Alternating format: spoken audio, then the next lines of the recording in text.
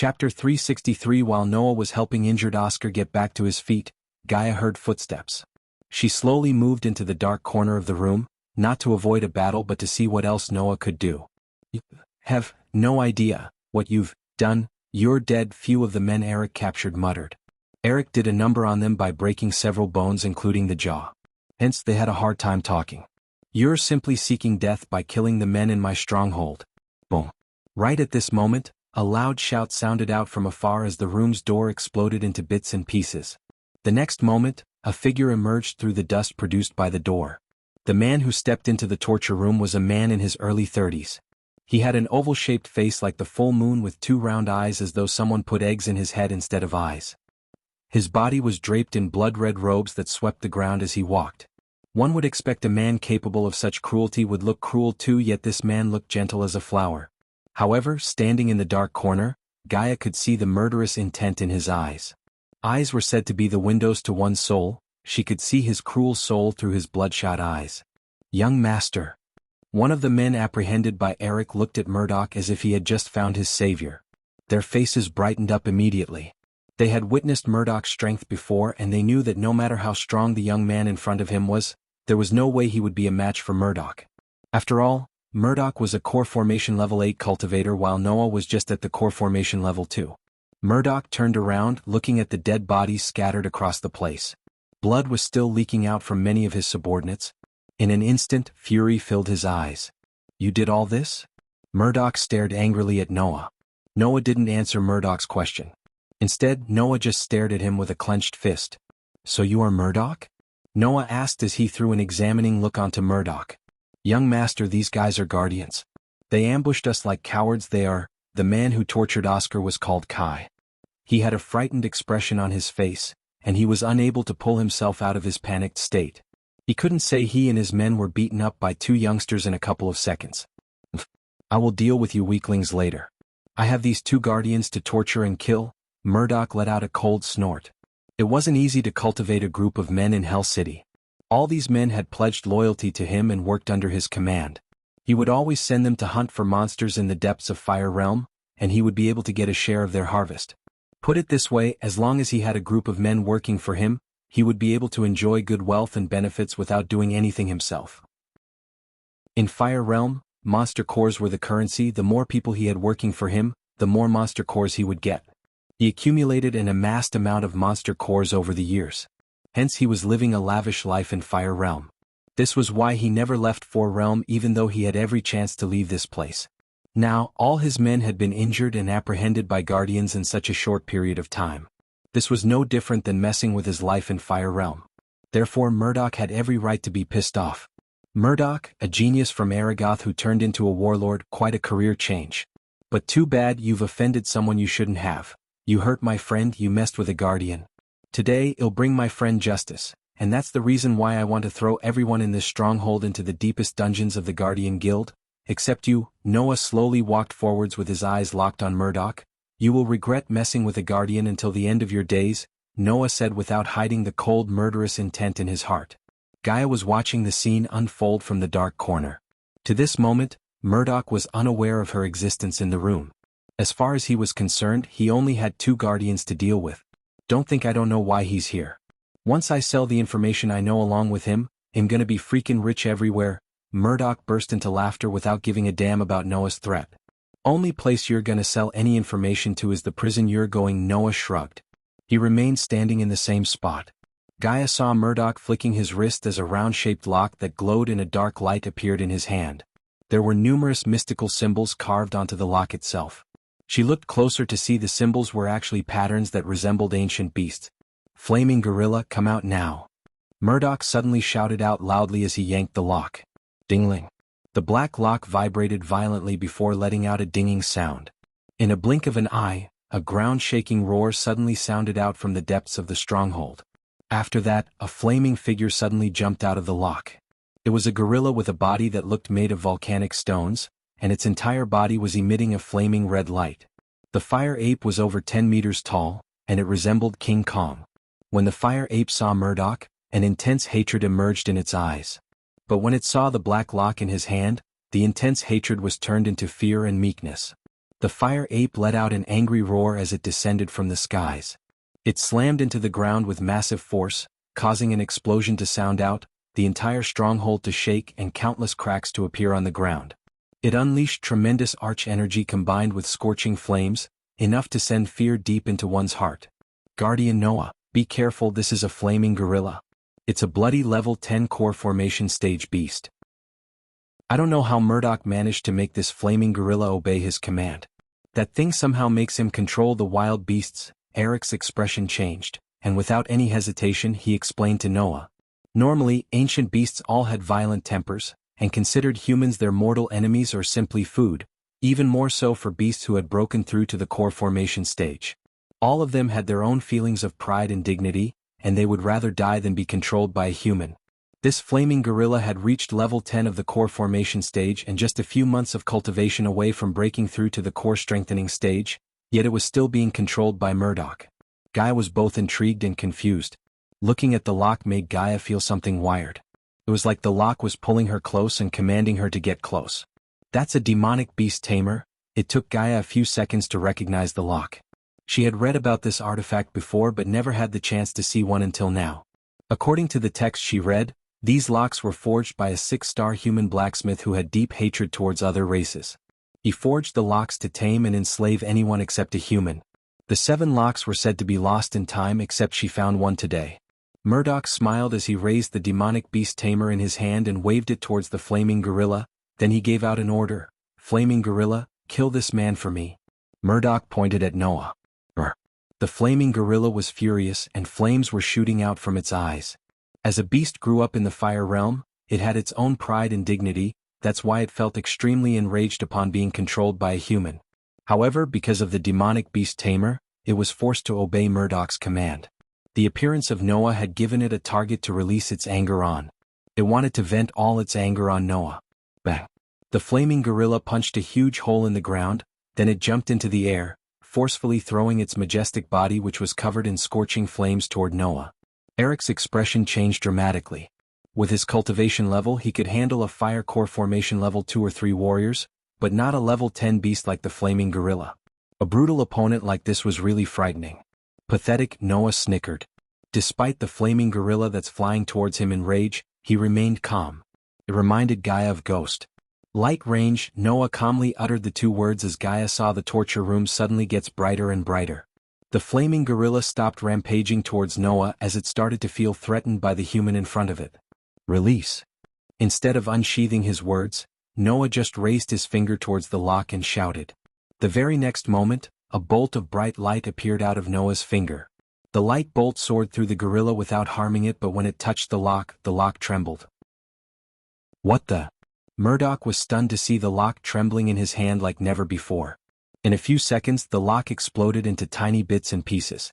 The very next moment, a vortex appeared in the room that pulled the flaming gorilla into it.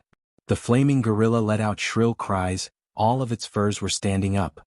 It tried to run away from the pulling force, yet its efforts were in vain because, in a few seconds, the flaming gorilla disappeared from the room into the vortex. The blast force produced by the destruction of the lock sent Murdoch flying into the wall behind him. Young master! Murdoch's men shouted. Arg, cough. Murdoch coughed up thick blood while Noah walked towards him. Murdoch could vaguely see Noah through his blurry vision. He tried to stand up but he failed to do so due to internal wounds. Gaia watched Noah putting his hand on Murdoch's head. Break! If Ghost was here he would have killed Murdoch by now, Gaia knew that. However, Noah didn't seem to be interested in killing Murdoch. He just put his hand on Murdoch's head as a bright light enveloped Murdoch in a blink of an eye. Gaia's eyes widened in shock, seeing Murdoch's cultivation level gradually becoming lower and lower. In a few minutes, Murdoch hit rock bottom as he became a commoner. He crippled him, Gaia muttered in shock because it didn't seem like typical crippling, rather, it seemed like he locked away Murdoch's ability to cultivate or use arch energy completely. If you like this chapter, please comment, send power stones. If you really like this chapter and my novel, consider sending me gifts as it would motivate me to put out more chapters. Any criticism, feel free to bash me in the comments.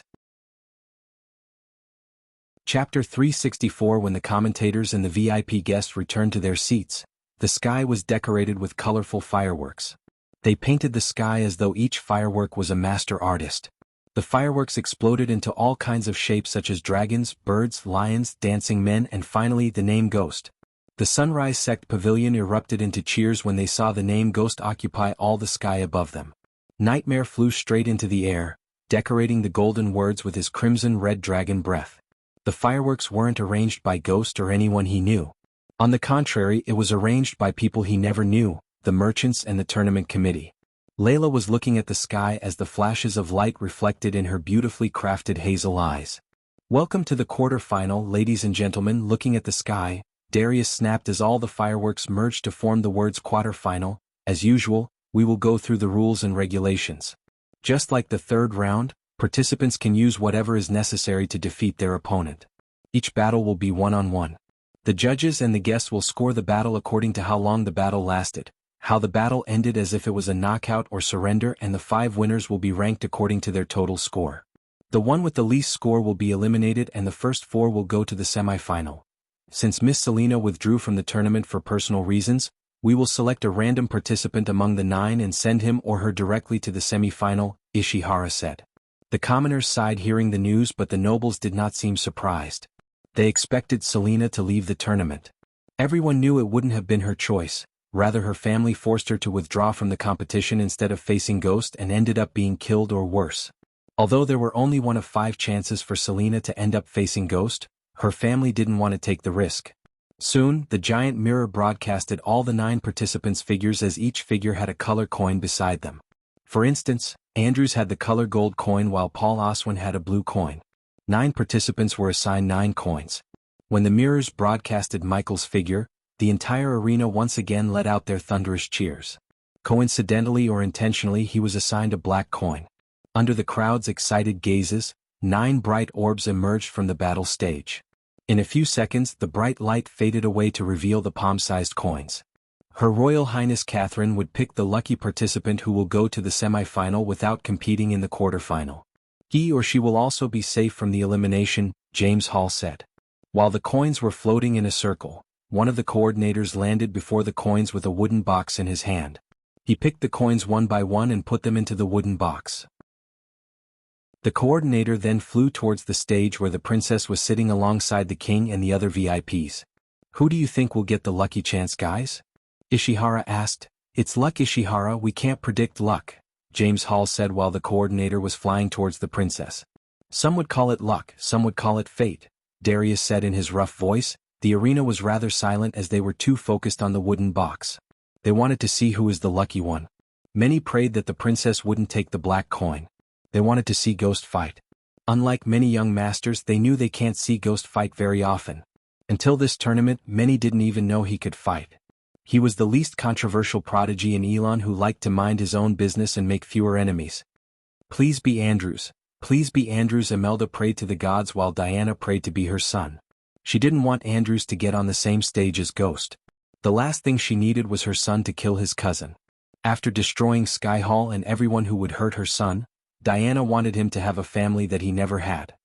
"Your Royal Highness," the coordinator bowed his head slightly, handing over the wooden box to Princess Catherine. Despite the thousands of eyes on her, Catherine sported a smile on her face. No one except a few didn't know she was praying to pick the golden coin, which was Andrews. It took a few moments for her to grab a coin in the wooden box. Even though she couldn't see the coin she grabbed, she just hoped it would be the golden coin. "I'm excited," Ishihara giggled. Everyone's gaze was on the princess as she slowly retrieved her hands from the wooden box. Black coin. Many gasped in shock, including the princess herself. Catherine's heart skipped a beat looking at the black coin in her hand. Drops of sweat formed on her smooth forehead. He got one step closer to marrying her. If Andrews couldn't defeat Ghost, her father would announce that he will marry her to Ghost. Catherine would rather die than marry that monster in human form. "It's decided then. Ghost will go to the semi-finals directly," James Hall said as the participants felt relieved. After seeing what he did to Alex and Peter, none of them wanted to face him in a battle. Andrews on the other hand had a mixed feeling. He was glad that he didn't have to face Ghost in the quarterfinal, but he was troubled thinking that he needed to eventually face him. "Now without further delay, let's begin the quarterfinals," Darius' voice reverberated through the arena. As usual, the body-strengthening stage warriors came to the battle stage to pick their opponents while core formation participants were busy strategizing. It's time for us to witness the final fight of the day. The crowd wasn't as excited as before when the last fight had ghost. Let's have thunderous cheers for our competitors, Paul Oswin and Andrew Winston. Andrew has become the dark horse of the competition, guys, Ishihara commented while waiting for Andrew and Paul to come to the battle stage. Yes, it's really stunning to see a rune master with level 3 core formation stage cultivation to come this far, Ishihara nodded as James Hall continued. Many commoners even root for Andrew. People seem to love underdogs. I can see a resolution in Andrew's eyes. It's like he's fighting for something valuable and bigger than the championship title and the rewards. Darius' words echoed in Catherine's mind. Andrew was fighting for her, no one knew that except her. Humph, underdogs are good for entertainment but not for life, King Bredia snickered. He wanted Ghost to win the tournament so he could make him the Baron of Bradford Barony and marry Catherine to him. If Ghost married Catherine, he knew Ghost would protect his daughter as a good husband should. No matter what, he would only marry his daughter to a warrior who could protect Catherine in all situations. The last time Andrew fought, he didn't seem like an underdog to me. He defeated his opponent with a single spell, Ishihara reminded everyone of Andrew's third-round fight. Ghost had the longest fight with Peter and Alex while Andrew had the shortest fight. James Hall paused for a moment and continued. Everyone knew Noah Winston. The moment James Hall uttered the name Noah, the entire arena shook in thunderous cheers. The commoners screamed his name as loud as they could. The three commentators had to go silent for a few moments. Michael had the undying support of Rivertown because he took care of Rivertown, a small town. Noah, however, helped and took care of several small towns, villages, and hundreds or even thousands of commoners in his life. After becoming a guardian, he had the authority and the resources to really help people as well as punish the evil. Hence commoners loved Noah. The admiration towards Noah was still growing up among the commoners. Andrew's cousin is a warrior prodigy, but no one knew Andrew was just as talented as his guardian cousin. They were both blessed with specializations too. After the cheers died down, James Hall spoke. They are here. Before Ishihara could speak about Paul Oswin, both the participants landed on the battle stage. I always thought I would end up fighting your cousin but never thought I would face you, Paul smiled. He didn't radiate any pride or haughtiness or arrogance. Life is strange that way, Paul. The spell you used earlier, was that a legendary one? Many people gasped in shock just by hearing the word legendary. Even nobles leaned forwards to hear Andrew's answer. I was not that fortunate, Paul, it was an epic spell. I enhanced it with a few runes. Paul's brows arched up as he nodded. He then looked up at the coordinators. Shall we start the battle? I have places to be, Paul asked the coordinators before turning his gaze back to Andrew. There is no shame in surrendering, Andrew. We Oswins have a wedding in our family, so starting it with murder will be a bad omen. I will give you the same advice, Paul. Andrew's words didn't make Paul mad as many expected. He just smiled. Unlike many other young masters and prominent families, Paul avoided making unnecessary enemies. He forced on cultivating and minding his own business. Because of his character, some loved him while some loathed him in the Oswin family. Let's begin the battle. Michael will be back on the... This chapter needed to be written to let the story flow smoothly. If you like this chapter, please comment, send power stones. If you really like this chapter and my novel, consider sending me gifts as it would motivate me to put out more chapters. Any criticism, feel free to bash me in the comments. Chapter 365. After the bell rang indicating the start of the battle, both Andrew and Paul took out their weapons from their space rings. A longbow materialized in Paul's hand while the quiver appeared on his back with a bunch of silver arrows. The bow looked no different than any ordinary longbow without any magical symbols or glowing runes on them. Yet no one underestimated the power of the bow after seeing Paul defeat all of his opponents easily with the bow. On the other hand, Andrew took out his two emerald green daggers. Unlike Paul's bow, the daggers had glowing runes on them. There were hundreds of small runes placed on the daggers. One of them was the rune that connected Layla's power to Andrew. No one could see through Andrew's cheat. Layla was a master at runes and arrays. Hence she knew how to avoid getting detected by the arrays on the battlefield. The arrays on the battle stage were actually designed by one of the students who studied under the same tutelage as her. Layla knew her attacks wouldn't work on Ghost, but she made some modifications to the runes on Andrew's daggers. She believed it would defeat Ghost. Deep down in her heart, Layla wanted Ghost to be a good righteous man instead of being cruel and evil. She didn't want him to change for her but for someone else. The first step to changing him was making him understand the power of true love. Although Andrew had her power, she knew that without strong willpower, his mind and body would have literally exploded. It was love that kept Andrew alive. On the battle stage, Paul knocked a silver arrow in the bowstring to fire at Andrew. He didn't cast any spells but just wanted to test Andrew's reaction time and speed. Ice Shield. Andrew immediately cast a spell that formed a wall of ice before him.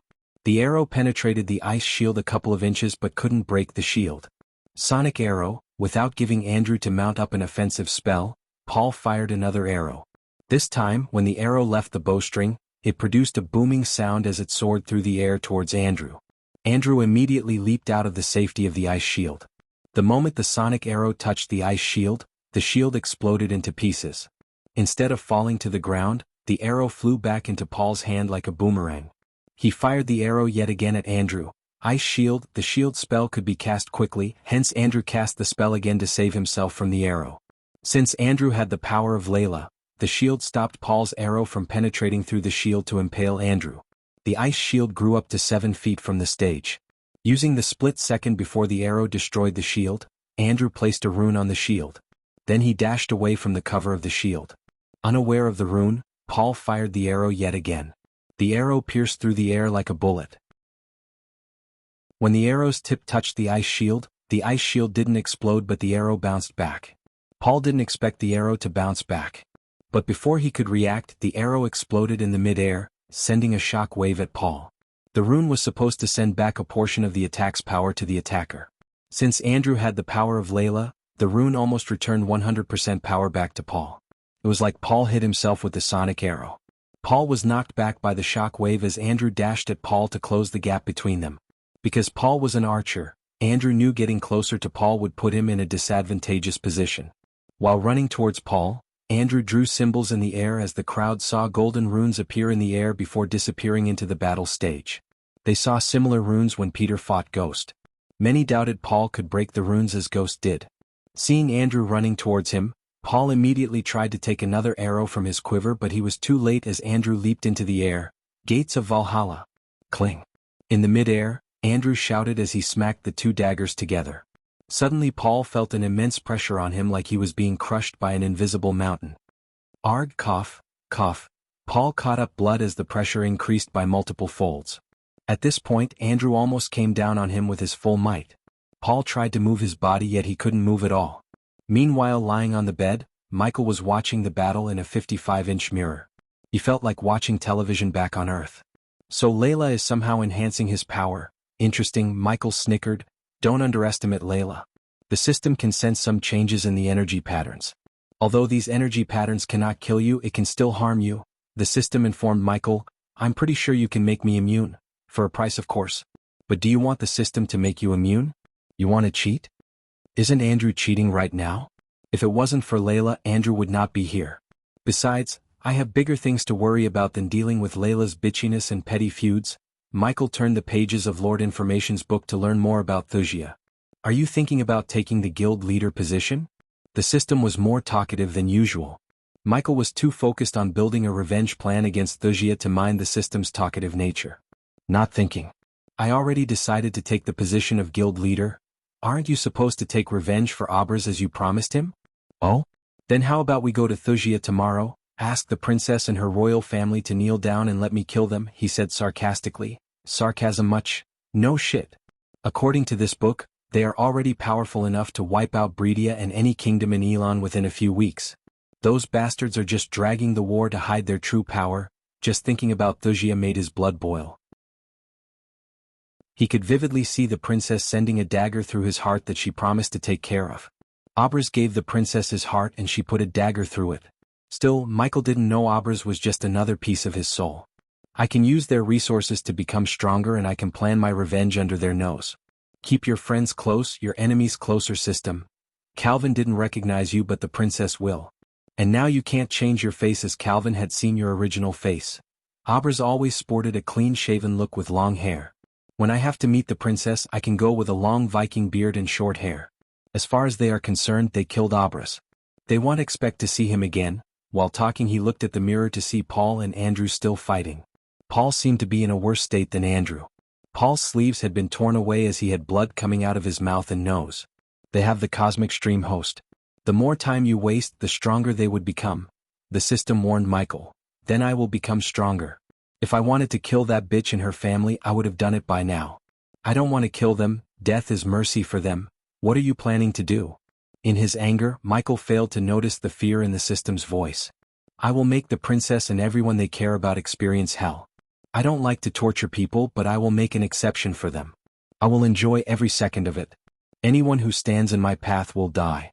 Wuxia will burn. The entire room became darker as he spoke. The system noticed his strength slowly increasing. In this world, many cultivators are doing evil shits every day. But the Guardians painted me like the manifestation of evil, the Dark Lord. I will show the Guardians what I am really capable of. Michael stood up from the bed as he walked towards the mirror. May gods have mercy upon Thusians, 'cause I want, at this exact moment, a large tree could be seen on a lonely mountain. The large tree stood alone atop the mountain. One could see a figure tied to the tree. The figure was more like merged with the tree itself. The figure's face was covered in moths, mud and blood. He had a gray beard and shaggy hair. His body was riddled with scars as though he was cut thousands of times by someone. My God is here, the figure smiled, looking in the direction of the Elon continent. Back in Michael's room, he was staring at the mirror as Andrew stood beside Paul with his daggers against Paul's throat. I surrender. Michael heard Paul utter the words. The crowd erupted in cheers as Andrew plummeted to the ground in exhaustion. In the giant mirrors, Michael saw Imelda clapping in joy with tears of joy running down on her face. He then saw the crowd cheering as loud as they could for the underdog of this tournament, Andrew. Even Claire and the elders of the Sunrise sect were clapping to show their support without having any idea of how Andrew managed to beat Paul. Ding, ding, ding. Suddenly, before the coordinators helped Andrew and Paul leave the stage, 3 loud bell sounds reverberated the arena. The view of the battle stage immediately changed to the VIP stage in the mirror. They all saw King Bredia stand up with a grin on his face. Please, he raised his hand as the crowd immediately became silent. I have an announcement to make. The winner of the Core Formation Championship will be rewarded with the title Baron along with Bradford Barony. For people like Ashton, it wasn't a piece of surprising news, but for commoners, it was another story. Many sounds of gasping could be heard in the arena. The king stayed silent for a few moments before speaking again. And the hand of my daughter, Princess Catherine, in marriage. If you like this chapter, please comment, send power stones. If you really like this chapter and my novel, consider sending me gifts as it would motivate me to put out more chapters. Any criticism, feel free to bash me in the comments. Chapter 366. On this cloudy morning, there were growing patches of blue, the sort of hue that was soft and bright at the same time. Though beneath the sheet of cloud was a gray that deepened to steel, the leading edge was a brilliant white, as if it was the pages of a new book ready for any curious eye. So, on this day that could bring rain or sunshine, no one in the arena except the VIP guests and commentators remained in their seats. Their eyes were glued to the battle stage. In the center of the battle stage, 2 figures were laying on the floor. One was completely bathed in blood from head to toe. The other one was no different than the other, except he knelt on the battle stage on one knee. Anyone could tell he was about to tumble down any second. The figure laid on the ground was Dukin, a rogue cultivator, while the other was Andrew. This was the first fight of the semi-final which would decide the finalist. As Andrew was fighting with everything he got to stay awake, the coordinators landed on the ground to check on Dukin. Knockout! The coordinator's voice echoed through the arena as the crowd erupted into cheers for Andrew. Andrew has entered the final. He has made history, reaching the final with the lowest cultivation level. That kid really put up a fight. I'm really impressed. Followed by Ishihara and Jameis comments, Darius also praised Andrew. The entire arena was shouting Andrew's name as the fireworks decorated the sky along with their thunderous exploding sounds. Princess Catherine quickly wiped off the tear running out of her eyes before anyone could see her watery eyes. Andrew! Andrew! Andrew! Andrew! Andrew! Andrew! The crowd kept chanting Andrew's name. Surprisingly, their cheers gave Andrew a little bit of strength to stay still instead of falling onto the ground. The fight between Andrew and Dukin went for almost an hour and a half. Although Andrew had the power of Layla behind him, Dukin fought strategically, which made defeating him difficult for Andrew. Andrew was a core formation level 2 runemaster while Dukin was a level 6 core formation warrior. Many thought this match was the end of Andrew's journey as the power gap between them was too wide. However, Andrew proved everyone wrong and defeated Dukin. Andrew almost died defeating Dukin. Andrew has proved to us that the willpower can overcome the cultivation level difference. Even if Andrew couldn't win the tournament, his name will be remembered for years to come. James Hall praised Andrew. He will be an inspiration for many cultivators. His journey will show the others that one can overcome a cultivation difference with willpower and courage. Ishihara joined James Hall in praising Andrew. The Winstons felt extremely proud of Andrew at the moment. At first, they all doubted him and even tried to stop him from competing in the tournament. Nonetheless, Noah vouched for Andrew and gave his support. Even Andrew's mother Natalia didn't want Andrew to participate as she was afraid of him getting hurt. Natalia was the softest among the three Hunt sisters. Regardless of Andrew's reasons to compete in the tournament, Natalia tried to stop him because she couldn't even think about losing her son. Help them reach the infirmary. The coordinators lifted Andrew and Dukin and flew towards the infirmary.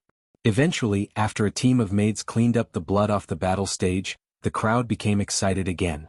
Since the next fight would decide the finalist who is going to fight Andrew, the crowd was on the edge of their seats. Moreover, they were excited to see Ghost. "It's time for the battle we've been waiting for, ladies and gentlemen," Ishihara announced. "And don't worry people, the battle will not be stopped if it rains." Hearing Darius' voice, many sighed in relief. The sky was filled with dark clouds and everyone could hear thunderclaps in the distance. Heavy downpour was evident, but no one wanted the rain to interrupt the battle. "Participant Reagan and participant Ghost of Sunrise Sect, please come to the stage." The moment Ishihara uttered the name Ghost, the arena once again let out thunderous cheers. Almost 2/3 of the arena were bouncing up and down, showing signs boards that had the letters "We Love Ghost," waving black flags as well as Sunrise Sect flags, and shouting Ghost's name as loud as they could. Even those who hated Ghost, such as Morningstar disciples, became jealous of the support and cheers Ghost received. As the fans were cheering, Reagan landed on the battle stage with a swift leap. Reagan was a tall man, standing 6'2" tall. This bronze-skinned man had a really tough feel about him. A particularly notable feature was his muscular build. His hip-length, shiny, light brown hair, currently dip-dyed at the ends with shades of sky blue, features a messy fringe. He has a uniquely styled, perfectly trimmed beard.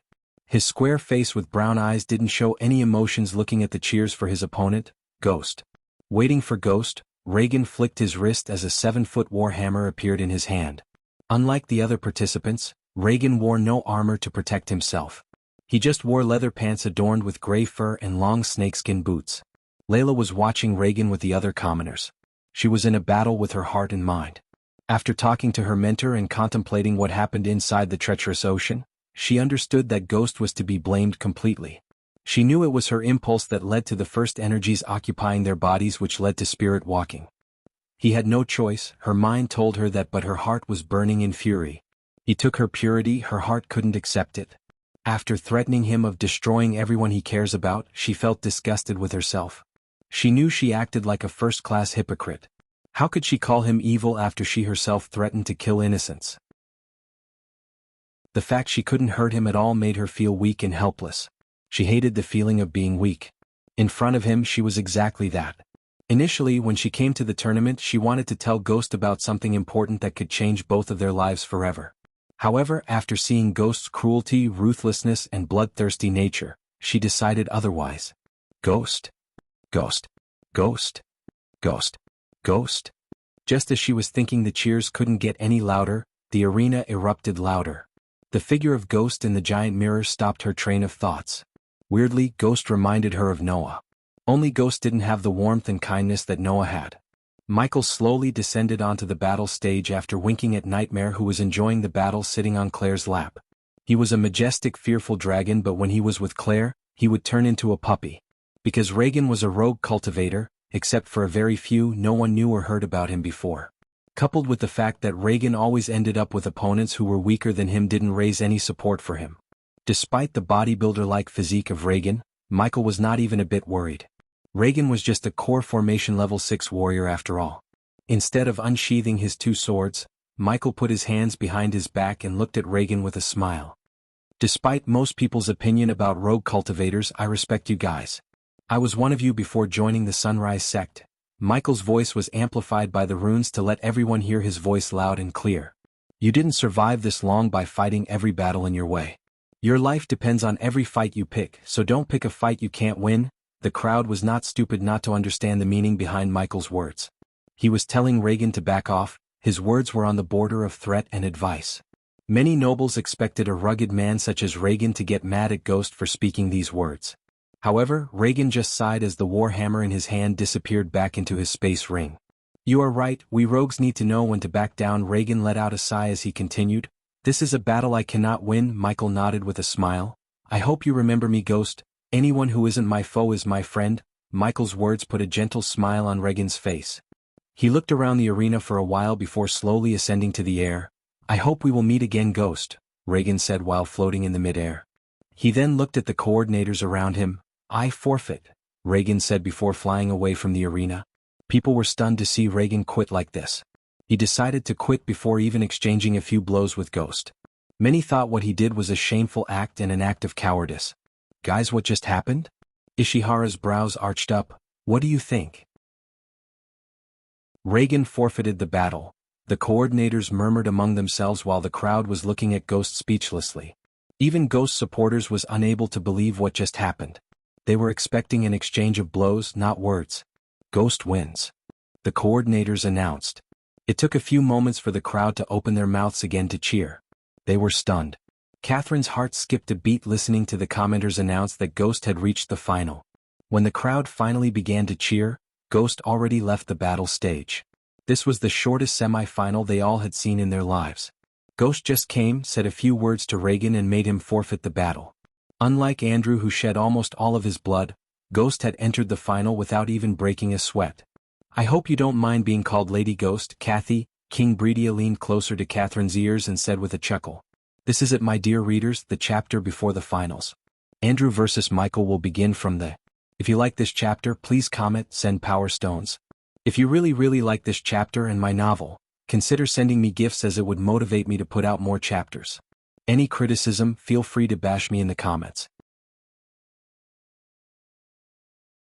Chapter 367. After the semi-final round between Ghost and Reagan, the commentators announced a 6 hours break before the final of body strengthening stage cultivators. In the final, Sabrina faced Victoria.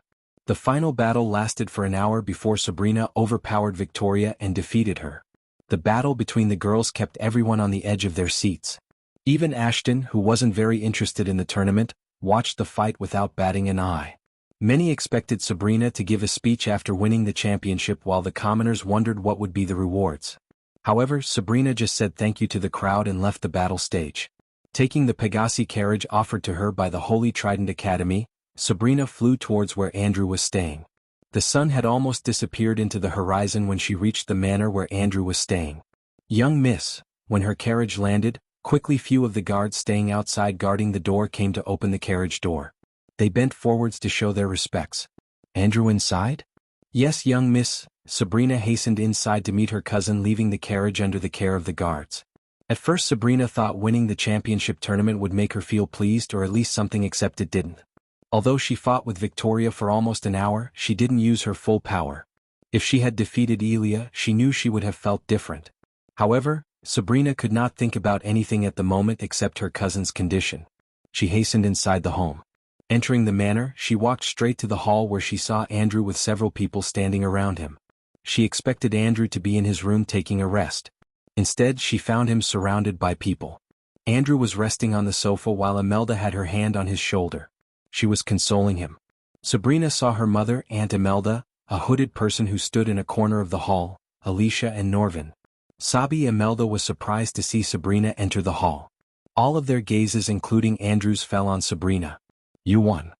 Diana asked as though she already knew the answer. Sabrina gave a small nod before walking towards Andrew. Shouldn't you be celebrating your win right now, Sabi? Andrew asked with a gentle smile on his face as usual. He tried to hide his worries with a smile, but Sabrina could see through the facade. I know why you are worried, Andrew. Andrew raised his brows as Sabrina smiled. Dad isn't very good at keeping secrets from me, Andrew. Don't you know that? I know that, Andrew sighed as he chuckled. How is your brother Ollie? Sabrina asked Alicia. Alicia remained silent. The healers said they could only heal the physical wounds, not the mental ones, Norvin answered instead of Alicia. Sabrina sighed. What Ghost did to him was cruel and ruthless.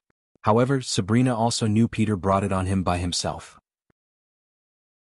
No one asked Peter to dress up as a vigilante to ambush Ghost and other prodigies just to prove he is better than them.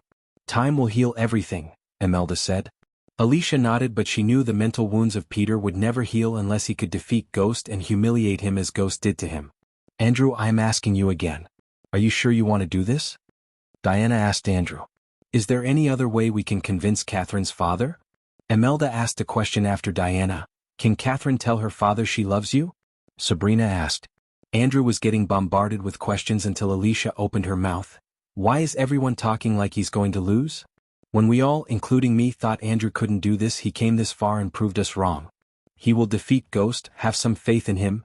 Everyone was speechless for a few moments. They couldn't argue with Alicia's words. It's because I cheated, suddenly Andrew said, stunning everyone. Cheated? What are you talking about? Imelda creased her brows. Except for Diana and Alicia, everyone looked flabbergasted. Alicia knew about Noah's deal with Layla and her involvement in Andrew's victory. Diana, however, didn't know anything about Layla or Noah's deal with her, but she was able to tell that something was amiss. If it wasn't for Lady Alden, I wouldn't have reached this far. Lady Alden? Layla Alden? Sabrina literally started to shiver hearing the name. Without your mental resolution and willpower, you would have died taking my power. They all heard the melodious voice as they turned their eyes towards the hooded person. Sabrina saw the hooded one taking off her hood, covering her head to reveal her angelic face. Sabrina felt like she was going to faint. The woman in front of her was Layla Alden, one of the legends of this world. She had only seen Layla in the paintings in her Holy Trident Academy. Layla was a pride of all woman cultivators. She was the embodiment of woman power. How far would you go for the girl you love, Andrew?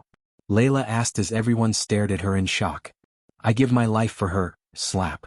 The moment Andrew finished speaking these words, a slapping sound could be heard in the hall. Sabrina was stunned to see her always gentle and warm Aunt Imelda slap Andrew. No one could believe he got slapped by Imelda. Are you really prepared to give your life for a girl you know for how long? A year? Or 2 years? What about us, your family? What about your mother? Imelda was stuck between worry and anger. Her eyes were bloodshot. You're gonna quit whining, go out there and defeat Ghost. Cheating or no cheating, you will defeat him. You know why? Because you have us. Her words did not motivate Andrew but somewhat calmed the storm within him. If you can't defeat him, don't be stupid to fight till you die. Just say you surrender and we will figure out how to deal with everything that follows later. Norvin gave a piece of advice of his own. Unlike Imelda, Norvin doubted Andrew could really defeat Ghost. As much as Norvin wanted Andrew to defeat him, he was less optimistic about that. Diana was in a world of her own thinking. All the people in the room thought Ghost was some kind of monster. Ever since he was born, he has faced nothing but tragedies. And he faced everything life throws at him alone. She didn't know why they called him the Dark Lord when there are hundreds or even thousands of evil cultivators who were capable of great evil roaming the work as they speak. Meanwhile, in Michael's room, he was sitting in front of Calvin reading several parchments on the glass table. Feel free to tell me if you have any changes to be made, Calvin said with a smile. No changes required, Calvin. I hope you guys will have my back when the time comes. Michael inked the quill to sign the parchments as he spoke. Don't worry, King Bredia won't go to war with you if you choose to reject the princess. Michael looked up at Calvin with his brows arched up. Michael was surprised to see Calvin grasp the upcoming problem without any explanation. Like I said, I did my research. I know you are not going to accept the marriage proposal. Naturally, rejecting a king's offer would result in problems. But worry not, Thusia will have your back. This time, he'll be the one stabbing you in the back, Michael thought to himself. It will be a pleasure to work with Thusians, as he said. Michael signed his name on the parchment. With this sign, he had officially become the guild leader of the Thusian Alchemy Guild. Finally, Michael stood up to shake Calvin's hands. Welcome aboard, Ghost. After shaking Michael's hand with a wide grin on his face, Calvin handed over a space ring to Michael. This contains some welcoming gifts from Thusia Ghost. I hope you like them. The final day of the tournament began with a drizzle. The dark rain clouds filled the sky like marching soldiers. The thunderclaps in the distance implied the upcoming heavy downpour. The arena was filled with chit-chat from the fans. Not a single person who wasn't in the conversation of who would win the championship. Of course, many voted for Ghost while only a few voted for Andrew. Welcome to the finals, ladies and gentlemen. Ishihara's announcement finally brought down the volume of their chit-chat. But only for a few moments, though, as the crowd yet again erupted into cheers. It has been a roller coaster ride, ladies and gentlemen. What do you think, guys? James Hall asked. I think we better start the final before they start a riot, Ishihara giggled. Before we start the final, let us see the journey of the two finalists. Andrew, Winston, and Ghost. After Darius spoke, the giant mirror began to broadcast the highlights of both Ghost and Andrew's battles. Seeing both of their battles gave goosebumps to the commoners and raised their expectations to another level. The highlight reel went for almost 15 minutes. Looking at the reels, Alicia once again shivered in anger. She wanted to destroy the mirrors to oblivion when they showed Ghost mopping the floor with her brother. What disturbed her more was the people who roared seeing Ghost's ruthlessness. Sitting on her throne, Catherine clenched her fist tightly. Her heart pounded against her chest looking at the vial in her hand. The king was too focused on Ghost's highlights reels to notice the vial in his daughter's hands. Finalists Andrew, Winston, and Ghost, please come to the battle stage. The entire arena was shouting the names Ghost and Andrew to show their support. The majority of the crowd was waving black flags. Under their thunderous cheers, Andrew appeared above the battle stage and slowly descended onto the battle stage. Andrew ignored all the cheers to focus on the upcoming battle. Ghost. Ghost. Ghost. Ghost. Ghost. While Andrew was trying to ignore the shouts, he heard the arena erupt in cheers. He looked up to see Ghost slowly descending onto the battle stage with his black long coat fluttering in the wind. Unlike Andrew, Ghost seemed calm with his usual smile on his face. Shall we start, Andrew? If you like this chapter, please comment, send power stones. If you really like this chapter and my novel, consider sending me gifts as it would motivate me to put out more chapters. Any criticism, feel free to bash me in the comments. Chapter 368. The distant howling sound of the wind coupled with the thunderclaps gave off an ominous feeling. The violent wind made waving the signs and flags difficult, yet the wind couldn't completely stop them. Michael's long black coat fluttered in the wind behind, revealing the black turtleneck and the lines of his chest and abs. After asking Andrew, Michael looked up at the coordinators. Guys, can we start the battle now? I have a barony to look, except for a very few. None of them thought of him as arrogant. Ding, ding, ding. Let the battle begin. As though the coordinators were working for him, they started the battle. Andrew stared at him with his two daggers in his hands. He was expecting Ghost to cast a spell. After watching all of Ghost's fight and strategizing with Layla and Sabrina, Andrew was somewhat prepared. Andrew, instead of unsheathing his swords, Michael smiled at Andrew. Dude, you can come up with new ways to get what you want instead of this. Regardless of what Noah did to the Silent Reaper, Michael didn't want to hurt Noah's family. They were nothing but good to him. He knew Layla was kinda using Andrew to prove to him that nothing's stronger and purer than love. He couldn't understand Layla's logic completely. This is the only way, Ghost, Andrew said as Michael sighed. So be it. Michael began to walk forward towards Andrew.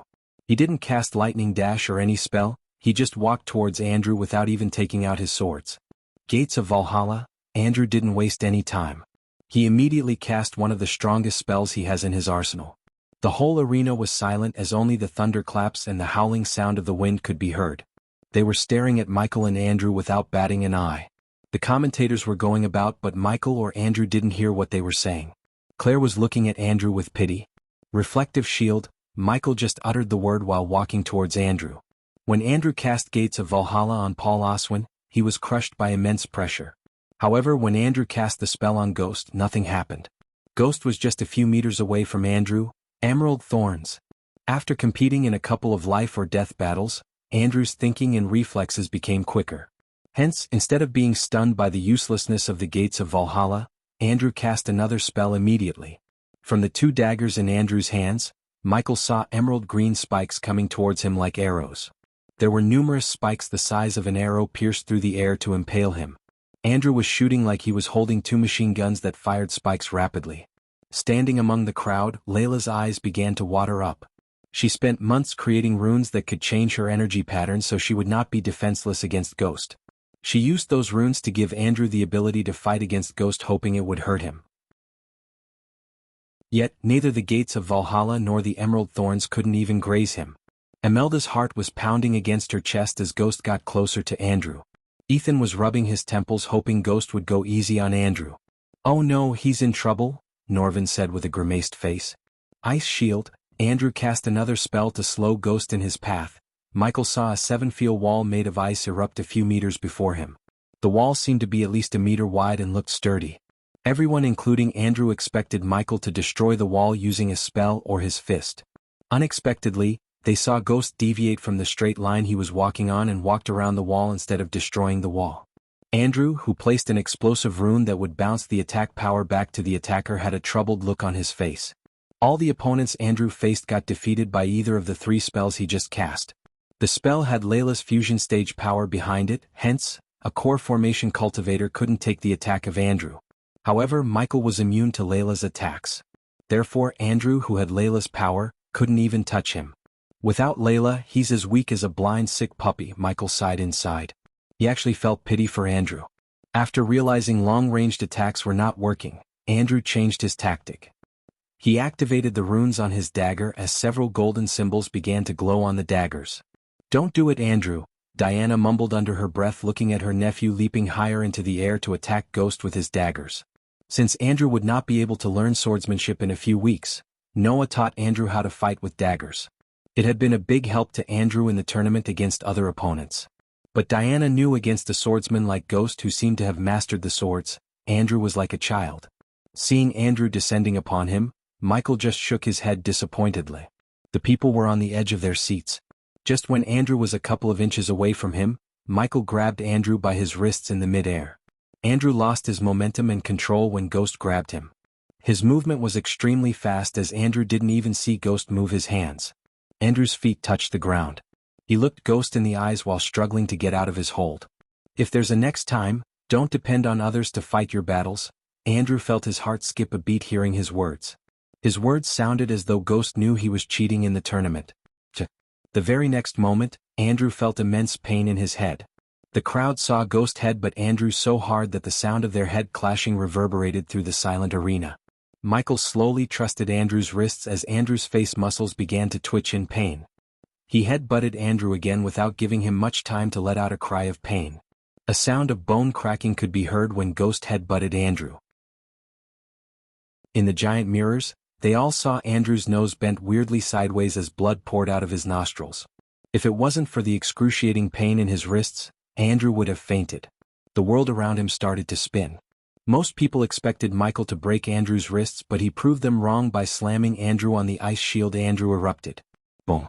The booming noise sounded across the arena while pebbles of ice crumbled down due to the force of Andrew hitting the wall. The force and pain immediately made Andrew cough up blood. Ghost slammed him again on the ice shield like Andrew was a rag doll. When he slammed Andrew the second time, the rune Andrew placed on the wall glowed as the ice shield exploded with immense force. "Andrew!" Imelda shouted from her pavilion. The ice vapor prevented the crowd from seeing what happened to Andrew and Ghost for a few moments. When the fog created by the ice vapor faded away, they saw Ghost was standing beside Andrew, who was lying on the ground, coughing up blood. "Give up, Andrew," Michael said, looking at Andrew at his feet. He didn't even use a fraction of his power. Nonetheless, Andrew was almost at death's door. To Michael's surprise, Andrew pulled himself up after failing to stand up a couple of times. Seeing Andrew really surprised Michael. Andrew was indeed resilient. Still, Michael just shook his head before grabbing Andrew by his neck. Half of Andrew's face was covered in blood and swollen. "Taking a beating doesn't solve your problems, Andrew," despite Andrew being his opponent, Michael advised him. For some reason, Michael felt bad for beating up Andrew. Perhaps it was because the Winstons were good to him, perhaps it was because he pitied Andrew. Nevertheless, he punched Andrew in the face. He didn't use much power as he didn't want to mess up Andrew's brain. As long as he could, he wanted Noah and Winston's not to be his enemies. "I will never surrender." These words barely escaped Andrew's mouth when Michael stopped punching him. "You're not helping yourself, Andrew." The crowd saw Michael clench his fist as veins popped up on his fist. The crowd gasped. They could guess the next punch would be several times more powerful than the previous ones. If this was a movie or a drama, Andrew would have gotten a sudden power boost thinking about his love and escaping Michael's hold. Since it was not the case and Andrew had no powerful being inside his ring, Andrew couldn't even move a muscle. He could just hope he wouldn't lose consciousness. Space warp. Suddenly Michael heard a shout. In a blink of an eye, his hair neck stood up, sensing a threat. He immediately let go of Andrew to leap into the air. In the mid-air, he bent his back and landed on the battle stage comfortably. When he landed on the battle stage, he saw Princess Catherine standing in the place where he was a moment ago. She held Andrew in her hand. Tears kept rolling out of her eyes. Andrew, please wake up." "It's Kathy." The entire arena was stunned by the act of the princess. Even the commenters or the coordinators expected Princess to suddenly appear. Not even the erase could stop her interference because the short teleportation spell she just used was a legendary spell. Michael saw a silver dagger in Catherine's place. His killing intent rose up, realizing she would have killed him if it wasn't for his reflexes and instincts. Catherine. Finally, the king realized what just happened. He stood up from his throne along with all the VIPs beside him. No one remained in the seats anymore. The princess caught everyone off guard. I am going to kill you. Michael, along with the entire arena, heard the princess let out a murderous grumble. Chapter 369. Princess, you are nothing, your majesty. The king's guards quickly surrounded King Breedia when he tried to rush to the battle stage. The coordinators, on the other hand, were stunned to see the sudden appearance of Princess Catherine. Since she used a powerful legendary-level teleportation scroll, they weren't aware of her arrival. Just as the coordinators were about to land on the battle stage, the princess leaped at Ghost with her daggers raised. Andrew could barely lift his hand towards Michael. He wanted to utter the words "don't hurt her," yet failed to do so. "You monster!" she shouted, swinging her daggers at Michael. Seeing the princess trying to attack Michael, Nightmare bore his teeth. Claire felt the dragon's body becoming hotter and hotter. Little 1-inch Claire brushed the dragon's head to calm him down. Claire wasn't worried about Ghost, she was worried about the princess. All the nobles in the VIP pavilions along with the commoners stood up from their seats. They all were either too excited or worried about the princess. "Monster me?" Michael chuckled while evading the dagger easily. "You heartless bastard," she was shouting while violently swinging her daggers. Michael just kept moving his body with his hand behind his back. He could see the king flying towards the battle stage with his royal guards. "You have the courage for this but not for talking to your father?" Michael snickered, swiftly moving his body away from her daggers. He moved like water, swift and smooth. "Kids shouldn't play with these." Michael suddenly flicked the princess' wrist as she lost the dagger. In a blink of an eye, he made her lose another dagger with another flick to her wrist. "See how weak you are." Michael threw the daggers outside the battle stage. "Stop." The king's shout echoed through the arena.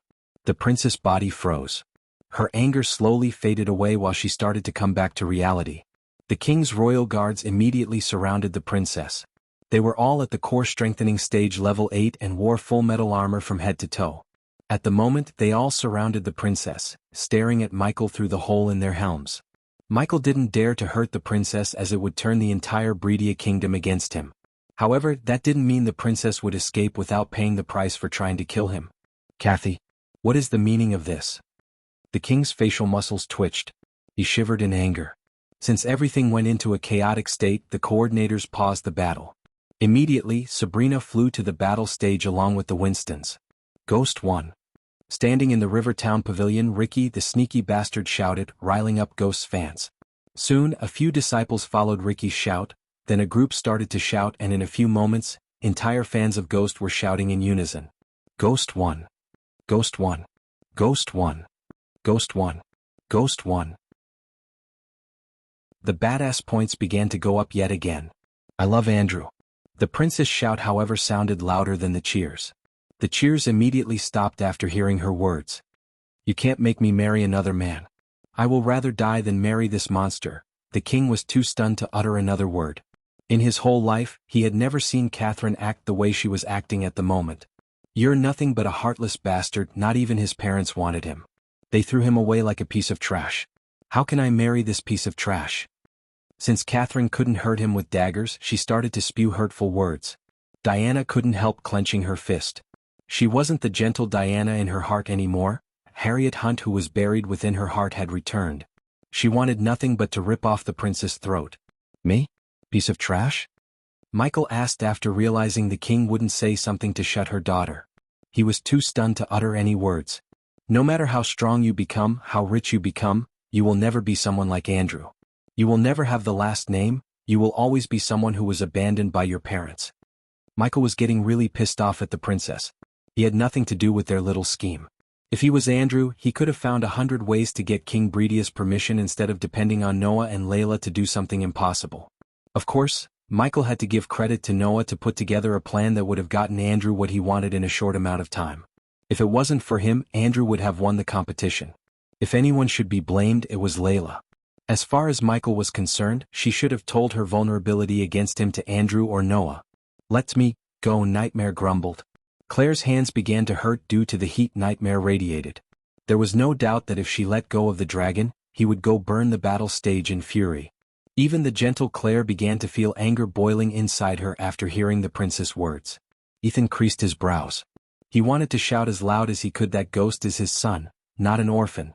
However, he knew if he did that, the entire Sky Hall would come down on his son with their full power. Sky Hall wasn't something anyone could win against. Even the great clans wouldn't go against the Sky Hall. While the princess was cursing at Michael, Sabrina made Andrew drink a healing potion.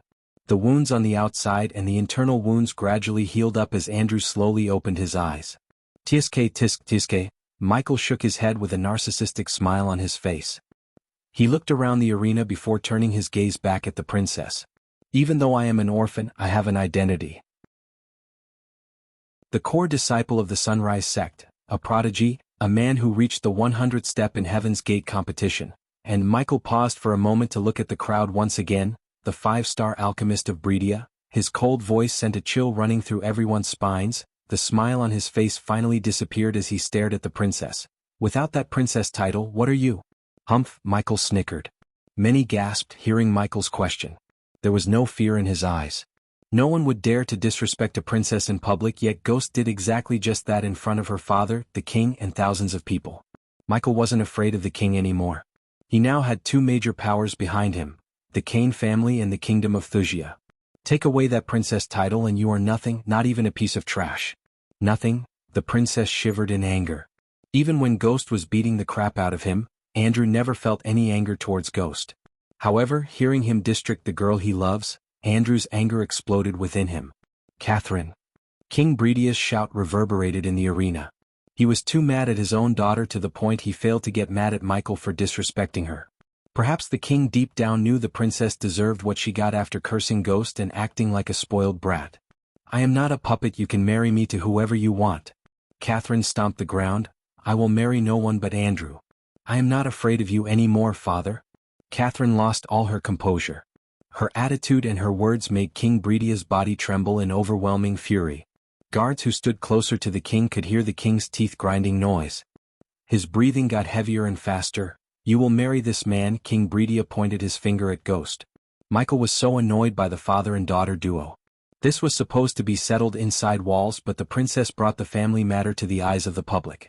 Not only that, they dragged him into the middle of their family feud.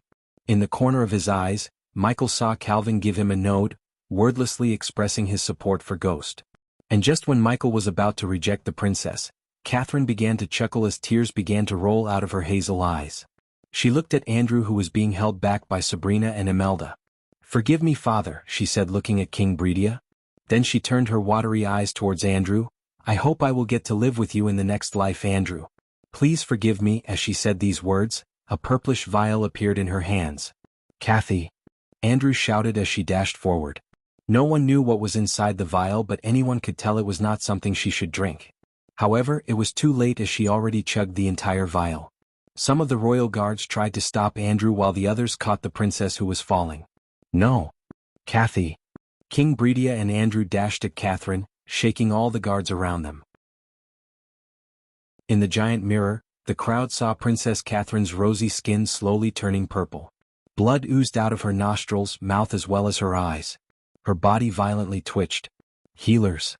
King Bredia fell to the ground and lifted his daughter's head. Andrew also came to the prince's side. He held the prince's hand. The king was too worried about his daughter to mind Andrew.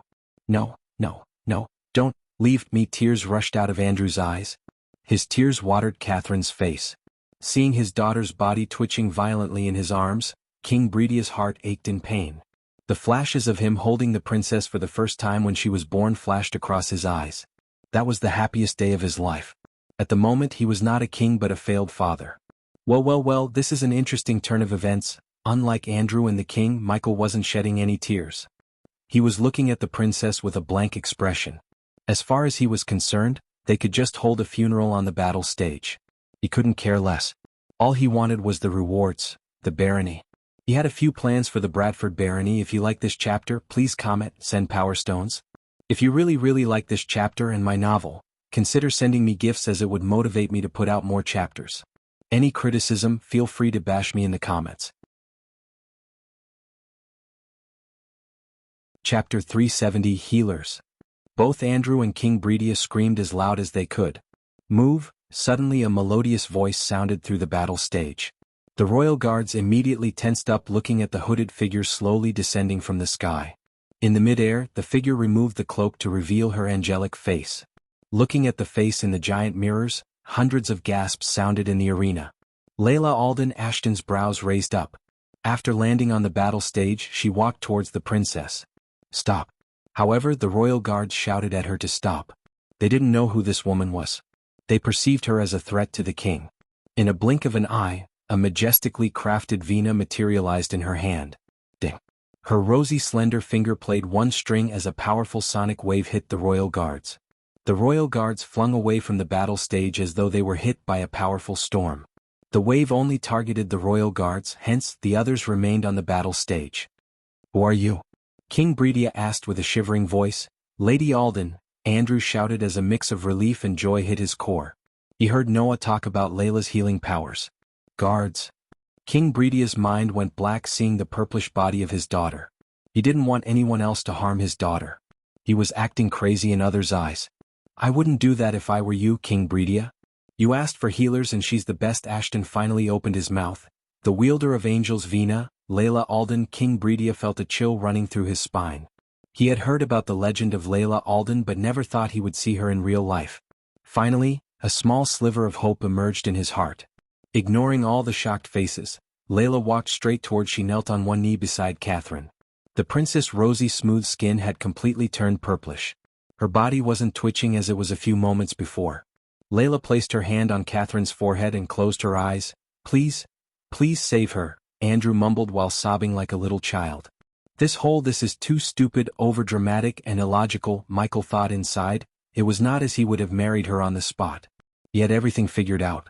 He would have rejected the king's offer to marry the princess and then, the king would have been forced to either postpone Catherine's wedding or choose Andrew, the second finalist, as the groom. It would have worked out if it wasn't for Andrew and his group's little idiotic scheme. While Michael was thinking how stupid they were, Layla opened her eyes. She took one of the deadliest poisons in this world, the venom of a five-headed serpent. Layla sighed. That's problematic. The king and Andrews turned their gazes towards Ashton to see him also sighing. Problematic is too weak a word. She's at the death's door. No shit. Michael chuckled inside, but as she heard his mind voice, she gave him a death stare. Michael just winked at her as she quickly turned her gaze away from him. You can save her, right? Andrew's voice was breaking up in overwhelming sadness. He could barely utter these words through the lumped throat. She took the venom of the female five-headed serpent. I can keep the poison from killing her for an hour maximum. If you want to save her, you need to find a male five-headed serpent, get its venom, make an antidote and give it to her. All within the hour of time. Guards. The king shouted for the royal guards. They still couldn't pick themselves from the ground or fight the dizziness after being hit by Layla. Take everything you need and bring me a male five-headed serpent. The king shouted the order. It's not that simple, King Bredia. Calvin shook his head. He didn't feel pity but pretended to be sad. Michael could see through Calvin's facade. Calvin might have put on a grieving face. Inside he couldn't care less about what happened to the princess. Five-headed serpent is a rare creature which can only be found in the deepest pits of the fire realm. Even if someone goes the fire realm within an hour by some luck, finding it and killing it within an hour is impossible. Just as King Bredia would shout at Calvin for being negative, Ashton also sighed. He is right. It's impossible. I don't care if I have to send an entire Bredian army to the fire realm. I will not let my daughter die here. King Bredia held Catherine's close to his chest. Even if you find everything in an hour, brewing the antidote would take longer than an hour, Layla said. Andrew and King Bredia felt their hopes die within them when they heard Layla. She was the best healer in the world, yet even she didn't seem like she could save Catherine. No, Catherine, you can't leave me. You all I have left in this world, the king cried. Many commoners couldn't help shedding tears looking at the scene. It was a tragedy and everyone felt sad. Unless you have me. Suddenly they heard Ghost's voice as everyone turned to look at him. Michael smiled, flicking his wrist as a chair appeared on the battle stage before him. He sat on the chair backward and looked at the king, Andrew, Layla, and the Winstons. Sitting in front of the king without asking his permission was a crime in Bredia. It was a sign of disrespect towards the king. Thus, the king could imprison Ghost if he wanted to. However, Michael knew when to back off and when to show his claws. The king would do anything for his daughter. At this moment, Breedia wasn't the king, it was Ghost. "How far will you go to save your daughter, your majesty?" he asked the king with a smile. "What do you mean?" The king was confused. "Let me rephrase my question." Sitting on the chair, he flicked his vest once again. The very next moment, a glistening silver vial appeared in his hand. Looking at the vial, Layla opened her mouth, decided not to speak anything and closed her mouth. A long time ago, Ethan and Diana found a 5-headed serpent poison antidote in a ruin. They could tell that the vial in their son's hand is several times purer than the antidote they saw.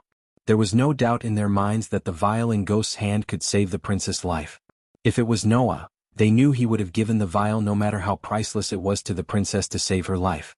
Ghost's smile on his face made them doubt he would give the vial without getting something in return. "What price would you pay for this?" "The antidote that can save your daughter's life." "That's how what?" The king mumbled as Andrew stared at the antidote without batting an eye. He was speechless. "Wow, that's really the antidote." Calvin's words brought King Breedia out of his confused state. Once again the light of hope emerged in everyone's heart. "Give me that." The king reached his hand out. "Tisk tisk king." Michael shook his head. "Are you telling me that the princess' life is worth nothing?" "Guards." The king's fury exploded within him. He shivered as he called for the royal guards. This time they were only a few meters away from the battle stage. Suddenly the vial cracked in Ghost's hands. The king and Andrew's hearts skipped a beat seeing the cracks forming in the vial. With a little bit more pressure they knew the vial would crumble into pieces. "No!" Andrew shouted. "I will give you everything. Please, give her the antidote." "Shut up, Andrew. You have nothing to give me. This is between me and His Majesty." Layla didn't even try to talk to Ghost. However, her heart was aching to see how heartless he was. "He can't be my child's father," Layla said to herself. The hopes of changing him into a better person slowly began to die inside her. Despite what he did to her, she wanted to give him a chance for the sake of her child. She knew how hard it would be for a child to grow without both parents. She didn't want her child to feel that pain, but it seemed like her child would be better off without Ghost as the father. Michael knew nothing about what was going on inside Layla's mind. His gaze was on the king. "How could you play with your daughter's life again, Your Majesty? You know this vial is so delicate. What if it got destroyed when your royal guards come running to me with their heavy armor?" "What do you want?" King asked, gritting his teeth. Although he was burning with anger, he knew that his daughter's life was more important than his anger. The king was willing to pay any price to save his daughter.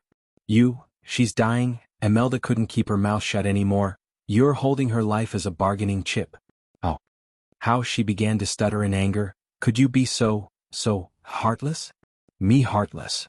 Michael tilted his head. "Just a few minutes ago, Her Royal Highness tried to kill me. You all heard what she said to me. Still, I'm willing to give the antidote to her instead of keeping the antidote a secret. I almost died getting this.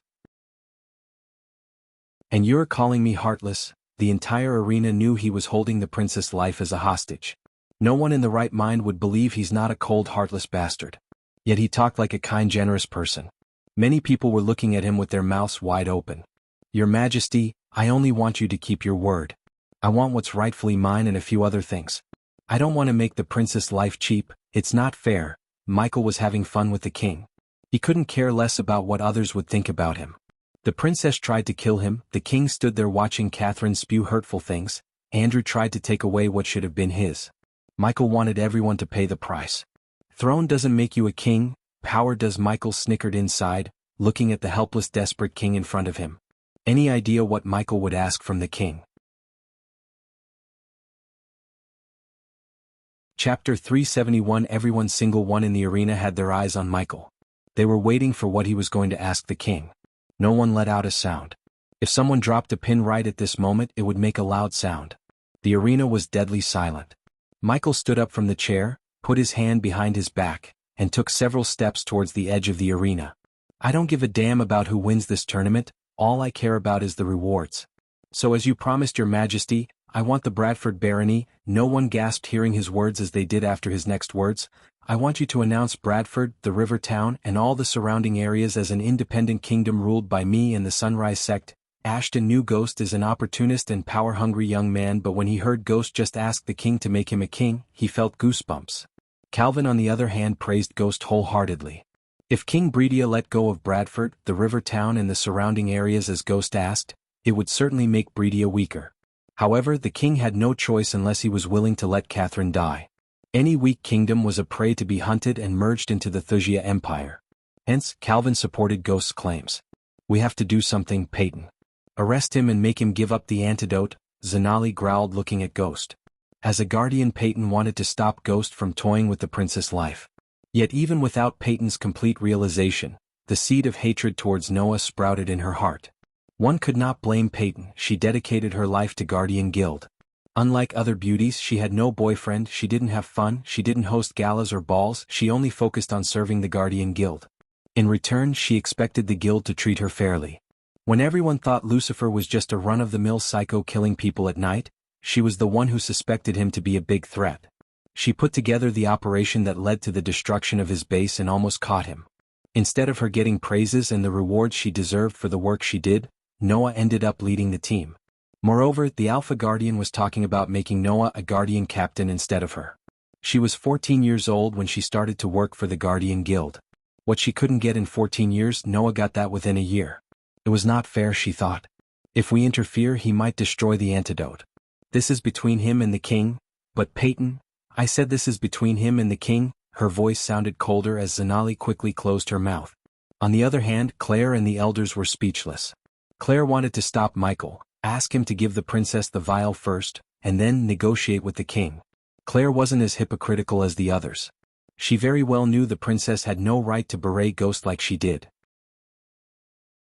In the future, if he needed that antidote, he wouldn't have one.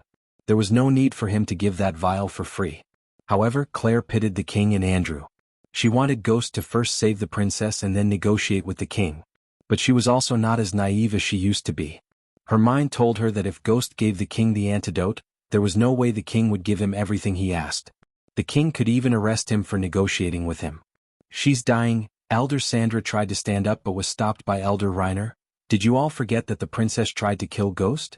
If he was 1 second slow, it would be him lying on the stage, Elder Reiner said with his usual bright smile on his face. Elder Reiner, we teach our disciples humanity, kindness and forgiveness. What he's doing is against everything we stand for. Claire was in a conundrum hearing the conversation between Sandra and Reiner. Both of them seemed to be in the right. Look at the king, he's not the king of Bredia anymore, he's just a desperate father. We should help him, Elder Sandra said. Elder Sandra, Elder Reiner yet again stopped her by holding her wrists. Do you remember the times we went to meet King Bredia asking for a loan? Elder Reiner's question brought back some bad memories. Claire especially gritted her teeth. The elders lost pity for the king after what Elder Reiner asked them. Let me refresh your memories, the king of Bredia, His Majesty asked Claire to be his concubine. Do you want me to spill out what he really wanted? The smile on Reiner's face disappeared. For the first time in their life, some of the disciples saw Elder Reiner looking cold. He was always a warm, kind and witty person. And do you want me to remind the times the king ordered us to accommodate a part of the Bredian army who harassed our female dispels and raped some of them? Elder Reiner's words got colder and colder. He didn't give a damn about those girls. Those girls were traumatized for their life. 50 gold coins, that's what the king gave them. Kindness, humanity, and forgiveness is for only those who deserve it, Elder Sandra. Elder Sandra was out of words for a few moments. We can't let the princess suffer for what her father did, she's innocent. She tried to kill Ghost because of love. Meanwhile, Michael was looking at the king's trembling. Each second passed by, the king's worry overshadowed his anger. A kingdom obviously can't survive without financial and military power. After all, Your Majesty won't feel good if someone else took away something you generously offered. Michael paused for a second, looked at the people staring at him with wide-open mouths and continued, I won't ask for much but 1/3 of the Bredian army and financial support for a full year until we get back on our feet. The king almost spurted out blood hearing his outrageous requests. Financial support he could provide as Bredia was a preposterous kingdom. However, giving up 1/3 of the army would weaken the military power. I also want a peace treaty with Your Majesty. We can't have some stupidly loyal general wage war against my kingdom, can we? Some of the people of Bradford were worried about his request. They were worried that they would be led to poverty under the rule of a cruel, ruthless person like him. However, the people of Rivertown were incredibly joyful and excited. They knew their life was much better after Ghost joined the Sunrise sect. He wasn't even a ruler of the town, yet he did so many things that the king never bothered to. I won't ask for anything else except for a little tour around your majesty's treasury. Since I'm giving such a valuable item, I'm sure your majesty would want me to take something else in return. Her condition is worsening, Layla said, looking at Catherine's body twitching violently. Ghost, please, I beg you, give me the antidote, Andrew pleased. I will, I'm just waiting for his majesty to agree to everything I asked. I will, give me the antidote. King Bredia yelled, but Michael shook his head. I want the official documents with your sign, your majesty. You bastard. The king couldn't keep his anger contained. Relax, your majesty.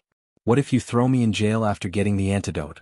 Is better we go with official documents, am I right, Calvin? Michael turned to look at Calvin, nod. Of course, documents are better than just words of agreement. Meanwhile, Catherine's were violently twitching as purplish blood oozed out of her pores.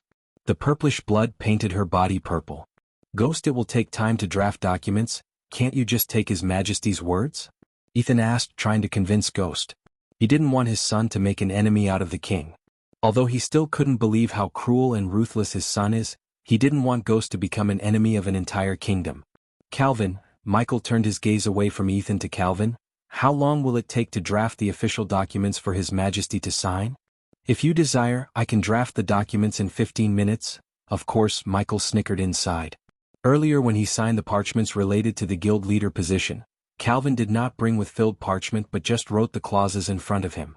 Thus, Michael knew Calvin could come up with documents before Catherine died. King Bredia, shall I start preparing the documents? Calvin asked. His inner corners of the eyebrows were angled up. He was really good at pretending to be sad. No. I can't, the king mumbled under his breath. What Ghost asked was not something he could give up so easily. The nobles and the people would definitely cause a massive headache if he agreed to Ghost. It might even throw the kingdom into chaos. At first, he wanted to say okay, get the antidote, save his daughter and come up with something to prison Ghost. That way he could have said he won't negotiate with a criminal. However, if he signed official documents in front of thousands of people, Ghost would become a ruler of another kingdom. King Bredia had no power over another ruler. Plus, if he signed the documents, Ghost would get 1/3 of the Bredian army. Coupled with the Kane family's support, Ghost would be untouchable. Even if he waged war against Ghost, Bredia would still lose their remaining troops. It would result in weaker Bredia. Lady Alden, how long can you hold off the poison? Layla didn't even want to look at his face, still he answered him for the sake of Andrew and the princess. 20 minutes, King Bredia's heart was pounding against his chest. He started to sweat as he shivered, oh, cutting it close. Tick-tock, your majesty, tick-tock. If you like this chapter, please comment, send power stones. If you really like this chapter and my novel, consider sending me gifts as it would motivate me to put out more chapters. Any criticism, feel free to bash me in the comments.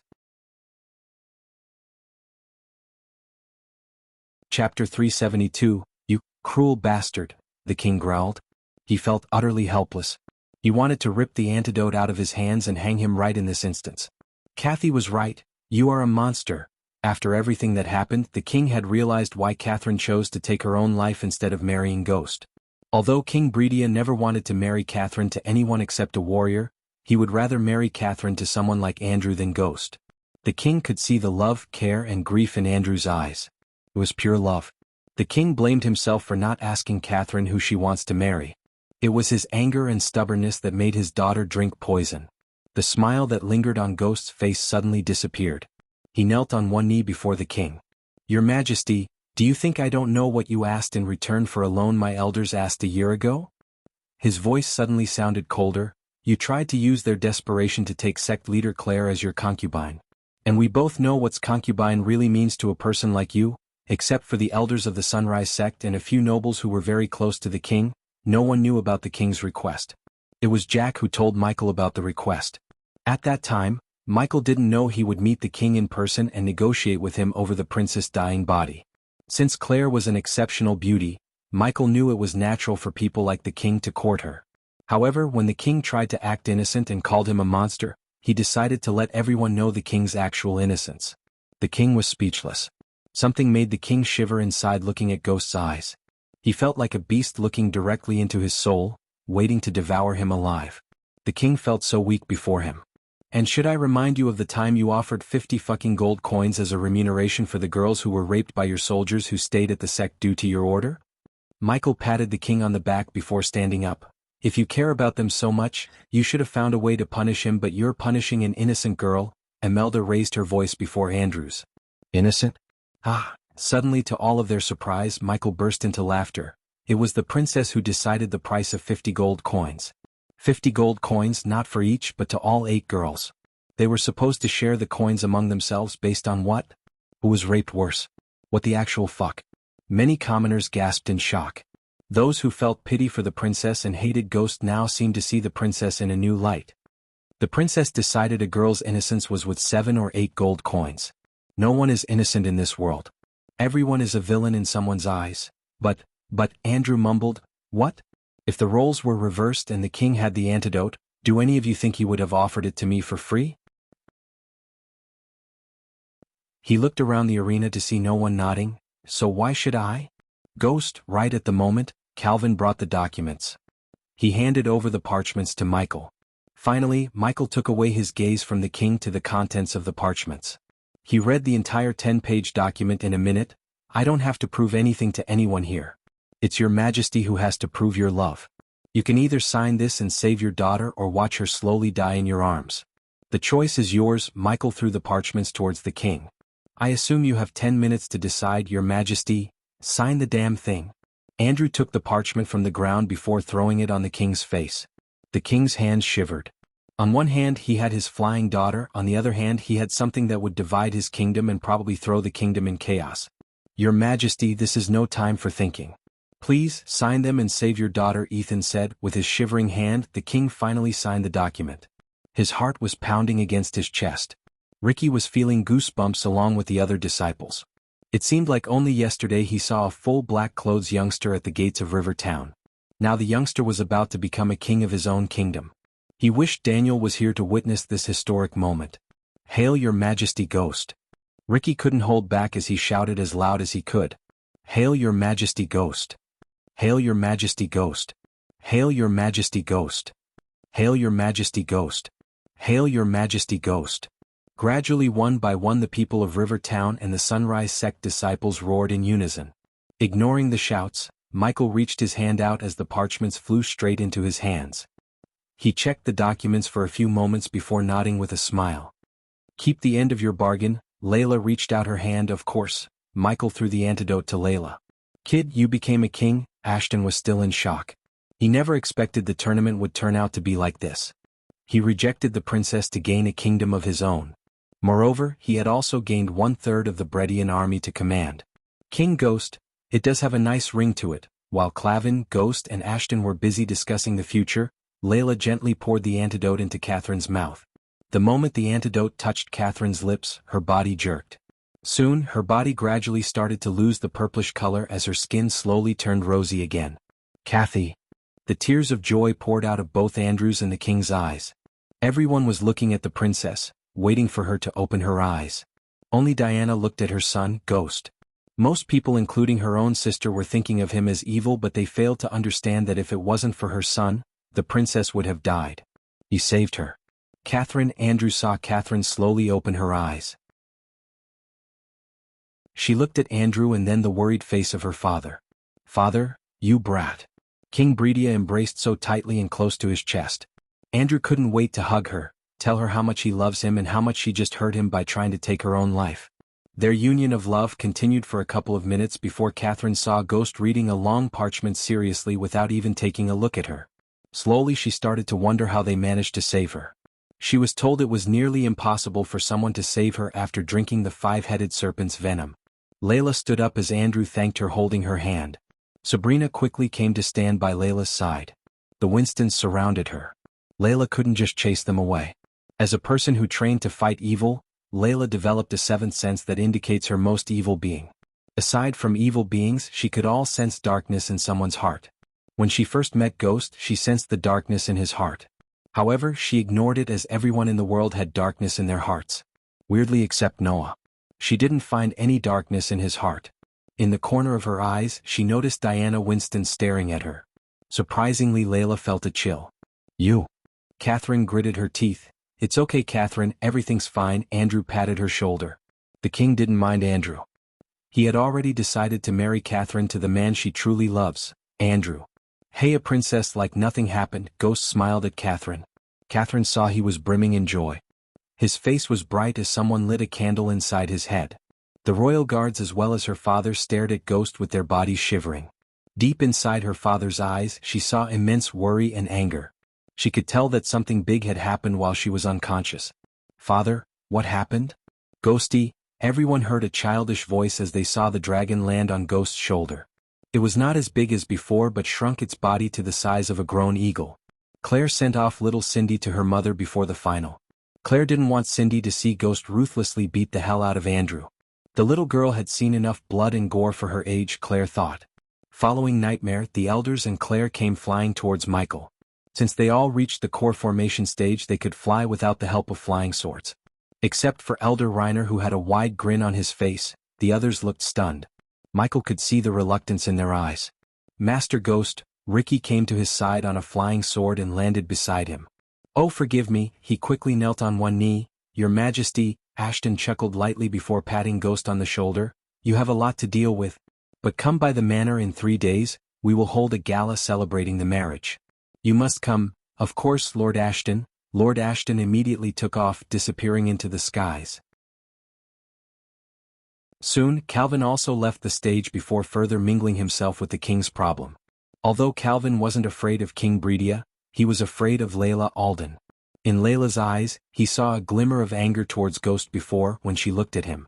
Calvin didn't want to get onto her bad side by being too friendly with Ghost. "We need to talk." Just as Michael was about to talk to Claire and the elders, he heard Layla's voice. All the eyes on the battle stage and the arena turned back to look at Layla and Ghost. Some guessed Ghost just made Layla mad enough to get his ass kicked. "Can we talk later?" "I am kinda busy here," many gasped in shock. They couldn't believe he was actually ignoring a country-toppling beauty. Most of all the men in Elon would die to just have a short conversation with her, yet Ghost shrugged her off. Layla, however, didn't say anything more but came to his side. She grabbed his elbow. In a blink of an eye, she took off into the sky with Ghost. Nightmare couldn't even understand how he landed on the ground. She was too fast. What just happened? If you like this chapter, please comment, send power stones. If you really like this chapter and my novel, consider sending me gifts as it would motivate me to put out more chapters.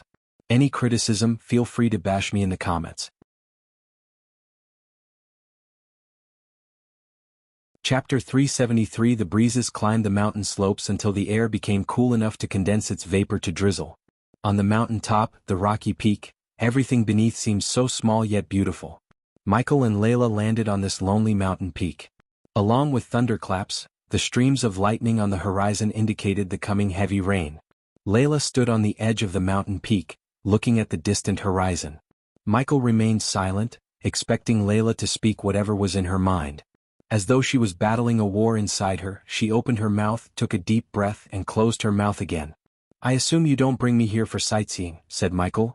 "I need to tell you something." "No shit." Michael took several steps forward to join Layla on the edge of the mountain peak.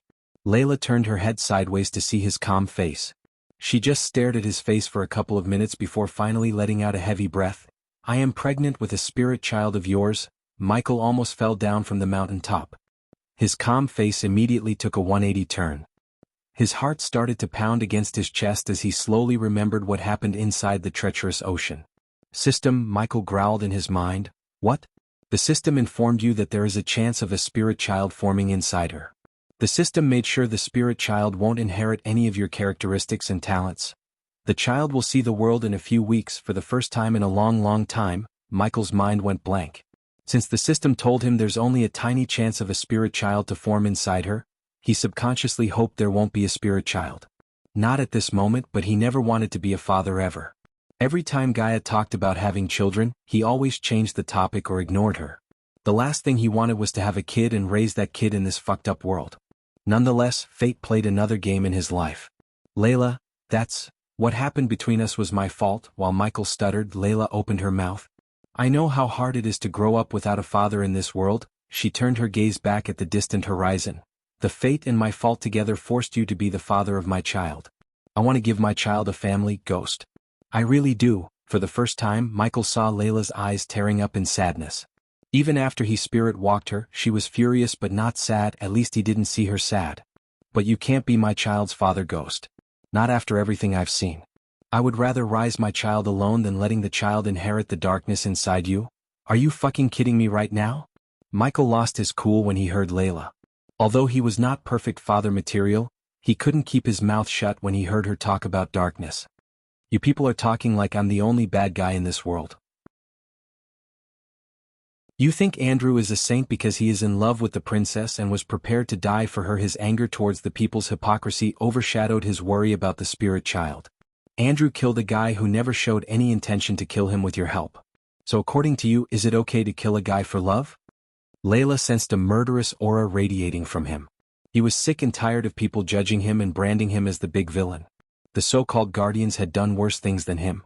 If someone ranked the evil in this world, he would certainly be not first, except everyone thinks he's on the top spot. He almost mixed up his Lucifer persona with Ghost when he talked. No one is an innocent, Ghost. I'm not naive to believe otherwise. But there's something inside you, growing stronger every day. I'm not afraid of you, I'm afraid of that darkness inside you. Michael clenched his fist. Perhaps it was coincident, or perhaps it was influenced by Michael. The sky suddenly turned darker. When you lose to the darkness within you, and you will if you continue your path, I don't want my child to be enveloped by the same darkness surrounds you. After these words escaped her mouth, silence enveloped the mountain top. Except for the claps of thunder, no sound could be heard in the area. With loud booming sounds of thunder, the heavy downpour made its appearance like a sudden guest. The downpour was so heavy that each drop was as large as a cartoon tear, and they felt like gravity had been turned up a notch. In a few blinks of an eye, the two of them were completely drenched in rain. As though the rain had washed off the burning anger inside him, Michael sighed. My so-called darkness won't harm your child, Layla. Layla saw a smile dosed with gloom on his face. You know, I never wanted to have kids of my own. Even with Elia, he looked at the distant horizon. I was abandoned by my parents. The last thing I want to do is to do the same to my kids. But you are right, the spirit child will be better off without me. I never considered that maybe my parents too abandoned me because they thought I am better off without them. The thunderclaps reverberated the mountain top as though they were agreeing with Michael. I know even you don't understand, but if your child asked about its father and why he abandoned him, tell the child I had no choice and I did it for its own good. It is the truth. Michael was almost certain that his enemies would find a way to use the child against him. He was trained to take out any potential enemies before they could become a threat to him. He always abided by this rule. Still, even when he knew the child would be turned against him by his enemies, he decided to let the child be. The child was innocent and pure. He knew how painful it is for a child to grow without a family to feel belonged to, without a mother to love, without a father to guide and protect. Michael had already punished this child by deciding to leave the child instead of being a father to it. He couldn't get himself to hurt the child anymore, despite he knew the child might become a threat to him in the future. However, remember this, Layla. He turned back his gaze from the distant horizon to Layla. Protect your child. Layla was threatened by the sound of his grave voice. Protect from who? Me. Another thunderclap boomed just after he said, do not let your child be used against me. My enemies will stop at nothing, and so do I, Michael warned. Although he decided to spare the child, if the child tried to kill him in the future, Michael would end the child's life in a blink of an eye. Even if he didn't, Gaia definitely would. Ghost, for the sake of our child, why can't you just leave everything behind you and come with me? Although she already decided not to let Ghost be a part of the child's life, after hearing him, she tried to change him one last time for the sake of their child. The tears drops mixed with water droplets rolled down on her rosy cheeks. I can't, Layla, even if I wanted to, I just can't. Like you said, it'll do more harm than good to the child if I'm around. While tears rushed out of her eyes without her control, she saw him walking towards her. He lifted her palm before placing a rather normal-looking chain with a coin-sized sun attached to it in her hand. Maybe if I didn't meet Elia and fall in love with her, we might have ended up different instead of being like this. Layla saw a smile that hid the sorrow in his heart. He picked up the chain as she put it around her neck. She wanted to stop, yet she simply couldn't. The child is lucky to have you as its mother, Layla. Every single fiber in her body wanted to embrace him despite how he made her feel before. All the anger, fury, and everything faded away from her heart in an instant. But before her heart could overpower her mind to make her embrace him, he took several steps back from her. Both of them looked into each other's eyes in silence for a couple of minutes. Then Layla said, I want something else from you, Ghost. This will be the last thing I would ask from you. Her voice was shaking in a mix of emotions. Ask, I need your blood to give the child a physical body. That dash. Her words were interrupted when she saw him unsheath his sword from his back. Without uttering a single word, he cut his palm with his razor-sharp sword. The thick dark blood oozed out of the large cut. A vial immediately appeared in his hand as the blood drizzled into the vial, rapidly filling it with his blood. The vial slowly floated towards her as he turned back. The blood was still gushing out from his hand. Spoiled milk is still white, Layla. Everything you see and believe is not always right. Raise your child, showing it how this world really works, Layla. He looked over his shoulder to give her one last look. Goodbye, Layla. As a strange emptiness and sorrow were filling up her heart, she looked at Ghost disappear into the dark clouds.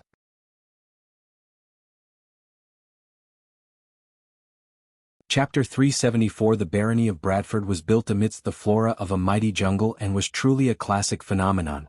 Its appearance was matched by the backdrop of grand forests which have helped shape the barony to what it is today. The trade resources these forests brought were of great importance, but they were also influential when it came to architectural designs, as the vast majority of buildings have been built with many natural elements to keep in line with the forests. The skyline was riddled with either elegant two-story or majestic three-story buildings. Life was great in Bradford. It had attracted a lot of attention. A few new cultures had left their mark not just on trade and relations, but also upon the barony's identity. Bradford Barony contained two towns, Bradford and River Town. The two towns were separated by lush vast forest and Hinling River. The main road connecting the two towns was well maintained and paved with white stone. Thus the road was called Pearl Road. Red maple trees stood on either side of the Pear Road as though they were the guards of the road. At the moment, a heavy downpour was watering the maple trees as the trees kept waving in the wind. Except for two carriages pulled by Pegasi, nothing could be seen on the road. In one of the carriages was the first king of Kingdom Bradford. Unlike other kings, this king traveled with neither a battalion of soldiers nor a group of royal guards. It's beautiful. Michael pulled the curtain aside to see the dancing red maple trees. The last time he visited Bradford, he flew above the trees. Hence, he failed to see their magnificence. So Ricky, what do you know about Bradford? Michael's question brought Ricky back to reality. He never thought he would become a right-hand man to a king. From a lowly gate guard to the right-hand man of a king, he couldn't believe the turn his life took ever since he met Ghost. Well, your majesty, the barony. Shit, Ricky slapped himself in the back of his head. Kingdom of Bradford has two towns, Bradford and River Town. Though they call River Town a town, the town was in decline along with the Sunrise sect until you joined the sect. However, Bradford Town prospered under the rule of Baron Totonk. Sigh. Michael heard Ricky let out a heavy sigh. What? Your majesty, it's that I feel pity for Baron Totonk. Is that so? Michael asked, gently brushing the head of sleeping Nightmare on his lap.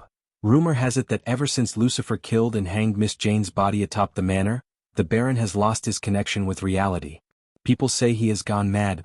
What do people say about Lucifer? Michael asked, as he had no idea about Lucifer. The name Lucifer made Ricky shiver. Unlike some cultists secretly worshipping Lucifer as their god, Ricky never wanted to meet Lucifer. The sight of Jane's horribly mutilated body gave him a nightmare. Ricky had seen his fair shares of murders and deaths, but what Lucifer did to Jane was something else.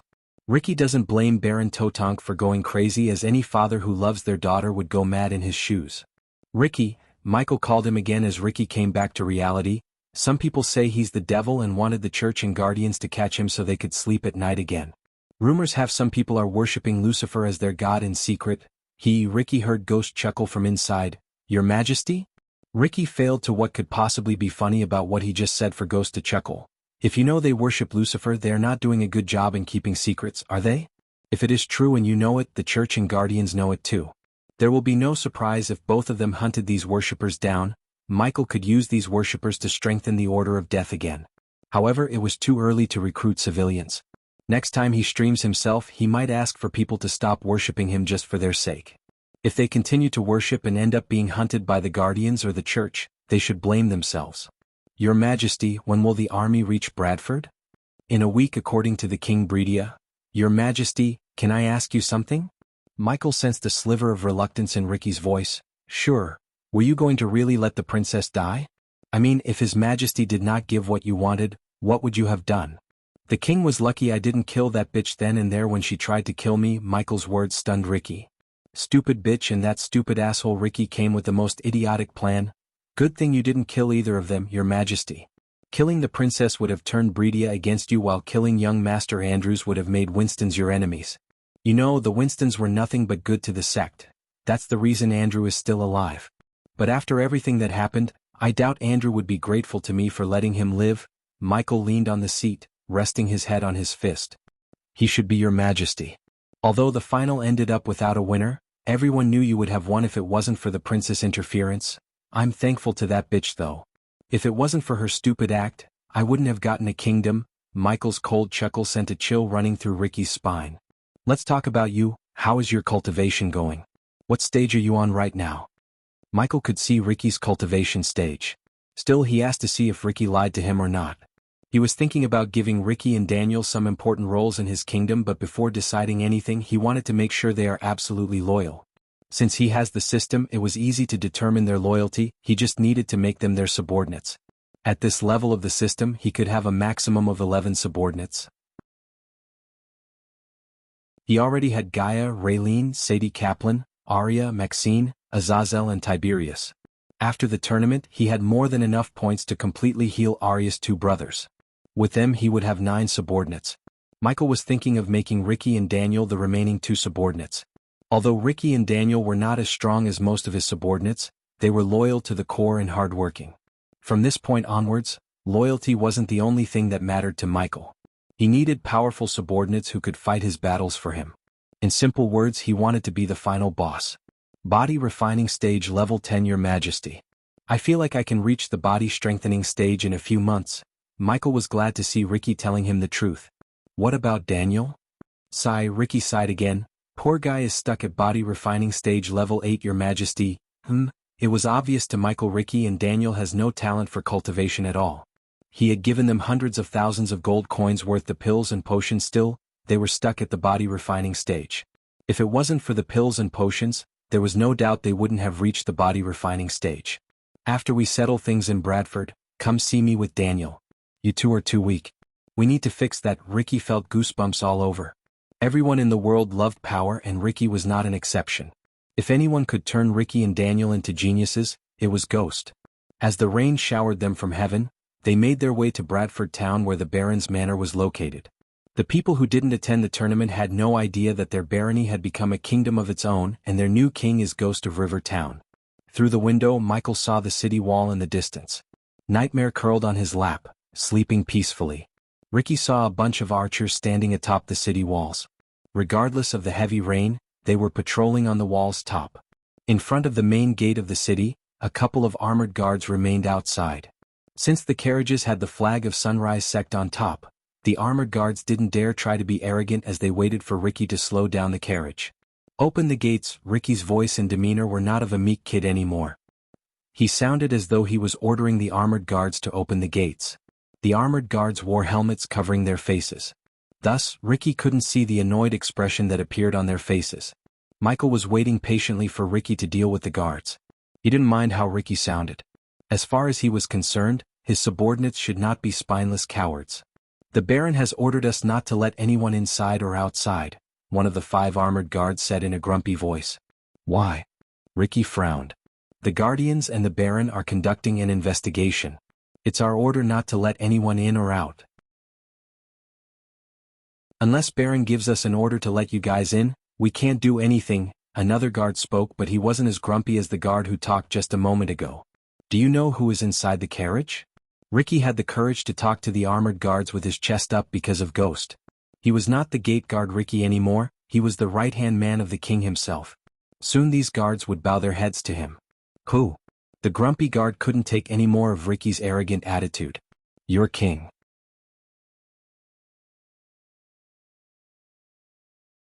Chapter 375. The armored guards as well as the archers who heard Ricky were stunned. They were speechless for a couple of moments. They lived long enough to know that the king of Bredia wouldn't come without royal guards and several carriages in front and back. Besides, they received no information about the king coming to Bradford. The last time they heard, the king was going to the tournament. Here, show this to them. Through the gap between Ricky and him, Michael sent the parchment containing King Bredia's seal to Ricky. Michael didn't want to cause any acne by beating the crap out of the gate guards. After all, they were just doing their jobs. Although Michael knew they were just doing their job, he felt the urge to beat them when they were standing in his way. He could feel something is changing inside him. It was a feeling that couldn't be described. Even Spectre and the hitmen of the dark underworld massacred the orphanage Michael loved. Michael didn't torture them. He just killed every single one of them, including the girl he loved who did not inform him about Spectre's plan. Never before he experienced the urge to torture except when he met Calvin. He wanted to torture everyone who betrayed Abras. He wanted to cause chaos. He asked the system about his new feelings, but the system had no answers. Yet, Michael could feel something different about him. The guards saw the young man taking a parchment from whoever was inside the carriage. Since the tournament winner celebration was meant to be held tomorrow, they never thought Ghost or any participants would come to Bradford. As far as they were concerned, the two carriages that have the flag of the Sunrise sect were occupied by the guests of the sect. Ricky jumped down from the carriage while keeping the parchment under his fur coat to prevent the rain from drenching it. Who knows how to read? Ricky asked as the guards looked at each other. Finally, an archer from the wall slid down from the ladder to come to them. Among the 12 guards in the vicinity, only one seemed to know how to read. Ricky wasn't surprised though. It was not a requirement for a soldier to know how to read or write. Education was for the nobles and the rich. If it wasn't for Ghost's strict order to learn how to read or write, Ricky would have been just like them, illiterate. Here, Ricky handed over the parchment to the archer. The armored guards were staring at the archer and the parchment in his hand. They might be illiterate, but they could tell the parchment definitely came from a royal or noble, seeing the quality of the parchment. The archer opened the parchment carefully to read the content. There weren't even minutes passed by when the archer's hands shivered as his eyes wide opened as though they were about to pop out from their sockets. "What is it?" the other guards asked. Instead of answering, the archer swallowed a mouthful of saliva. Bradford has become a kingdom," the archer's voice trembled. And, the archer stuttered. "What?" the other armored guards asked the archer after a few moments of silence. Only the sound of heavy downpour filled the area. The soldiers couldn't believe the archer. Ricky couldn't see the expressions on their faces, but he could guess they were completely stunned using the silence. "Our new king," the archer kept stammering. All the soldiers had to wait for the archer to utter the name of their new king, his Ghost of River Town, as though the skies were waiting for the archer to utter these words. The moment he said the name, the thunderclaps reverberated through the city. "What you are holding is the king's decree and in one of your new king's hands. My first order to is open the damn gates for your king, his majesty Ghost." The armored guards looked at each other. "Open the gates," the archer said. His look on Ricky completely changed. Each soldier had several questions running in their mind. The soldiers slowly opened the giant wooden gates to reveal the town of Bradford. With a swift jump, Ricky landed back on the carriage. After spending time as Ghost's subordinate, Ricky picked some of Ghost's attitudes. He even started to wear full black clothes like Ghost. As the carriage slowly moved forward, Michael looked at the town through the window. The streets were empty as Michael saw not a single soul on the roads. However, he could see the eyes looking at the carriage from inside the building. When Michael looked at the sky above the town, he noticed several figures in complete golden armor flying away from the town. "Holy guards," Michael mumbled under his breath. Although the church had not intervened in his life as much as the guardians, they were still a threat. He had been trying to establish a connection with the church to see if he could make them his ally. If they were his ally, he could spy on them, learn valuable information and turn them against the guardians. The others, including Ricky, thought Michael had forgotten Jack since he doesn't talk about Jack or his death. In truth, Michael had never even visited Jack's grave, not even once. Gaia took care of Jack's family. They were millionaires now as Gaia gave 1,000,000 gold coins to their family as well as promised to take care of them and their bloodline. The guardians would pay for Jack's death. Everyone involved in Jack's death would pay the price with their lives. "It seems like the Baron and the Guardians ordered a lockdown, Your Majesty. But why are there no guards on the streets?" Ricky asked while looking around the town. Like most of the towns or cities in this world, Bradford was also divided into 3 parts. Commoners lived in the outer part of the town. This part also contained shops such as smithy, bakery, and miscellaneous stores. The middle part of the town had lesser nobles who were either declined noble families or branch families of main nobles' families and rich merchants. If one wanted to find a jewelry store or a bank, they should look for them in the middle part. Only the ruler, royal family, and prominent noble families lived in the center. It was the richest part of any town or city. Although the difference between the town parts was not as drastic as Royal Land or the capital of Breedia, Michael could see the buildings look majestic as they moved towards the center. The last time he visited Bradford, he wanted to open up a shop in Bradford. Unfortunately, Jane Totonk met him in the alchemy store in the middle part of the city. If she hadn't met him that day, she would have been alive. As the Pegasi galloped towards the center, Michael vaguely saw what might be the Baron's manor in the distance through the window. There were several guards in full-plate armor patrolling the surrounding area. The structure, as well as the atmosphere of the manor, reminded Michael of Ham House in England. He wondered how this world has so many similarities with Earth. Inside the Baron's manor, Baron Totonk lay on his throne with a large ale bottle in his hand. There were several ale bottles lying around him. The walls of the throne hall were void of any paintings, but there were signs of paintings hung on the wall before. Only a group of fluffy armored soldiers as well as an old man with a long gray beard remained by the Baron's side. The old man had a wooden staff that had an orb of fire hovering atop. "Lord Totonk, what should we do with them?" the old man asked, looking at the three figures kneeling in the hall. All three figures had their hands tied and heads covered with brown sacks. The brown sacks were soaked in blood. "Our spies informed that their families have contacted the Guardians and they are bringing them here. Did they tell you something?" Baron Totonk asked in a grumpy voice. His eyes were bloodshot. He reeked of alcohol and piss. The noble-looking Baron Totonk they served was nowhere to be found. After Jane's death, the Baron had become a new man. "Unfortunately no, my lord. They seem to know nothing about Miss Jane's demise." "Humph, demise? It was a fucking murder," the Baron snickered before smashing the ale bottle on the throne. "I don't care if I have to burn this entire fucking barony to find who killed her." Baron Totonk clumsily walked towards the three nobles kneeling on the ground. "Lucifer Goosifer horse shit. It wasn't the devil who killed her, it was someone in this fucking barony. I can feel him, he's here somewhere." Lord Totonk, when he was about to fall down due to his drunk state, the old man tried to dash towards him to catch him. "I'm fine," the Baron raised his hand, stopping the old man in his path. "Unlike my baby," tears began to roll out of the Baron's eyes. Seeing a grown man cry like a baby made the soldiers feel a heaviness in their hearts. The Baron may have gone crazy since Jane died, but the soldiers never left the Baron's side. The Baron was a good man. They never thought such tragedy would fall on him. Although Jane was a spoiled brat, she didn't deserve such gruesome death. Even the seasoned warriors felt nauseous seeing her mutilated body. Since these three doesn't know anything, the Baron stood a few inches away from the three nobles. "They can go to hell." Baron immediately drew his dagger out as the nobles let out a muffled cry through the sack. "Stop." Just as the Baron was about to send the dagger into the noble's neck, the manor door opened to reveal a young man. "Who the fuck let you in?" the Baron asked as the soldiers moved towards the Baron to put up a defensive formation. "By the power of your new king, I'm ordering you to lower your weapon." "Huh?" The soldiers and the old man was stunned after hearing the words coming out of the young man's mouth. "Who are you, young man?" the old man asked. He could see the courage in the young man's eyes. He lived long enough to tell that this kind of courage was only possible if someone powerful was behind this young man. "In one of the hands of the king, His Majesty Ghost."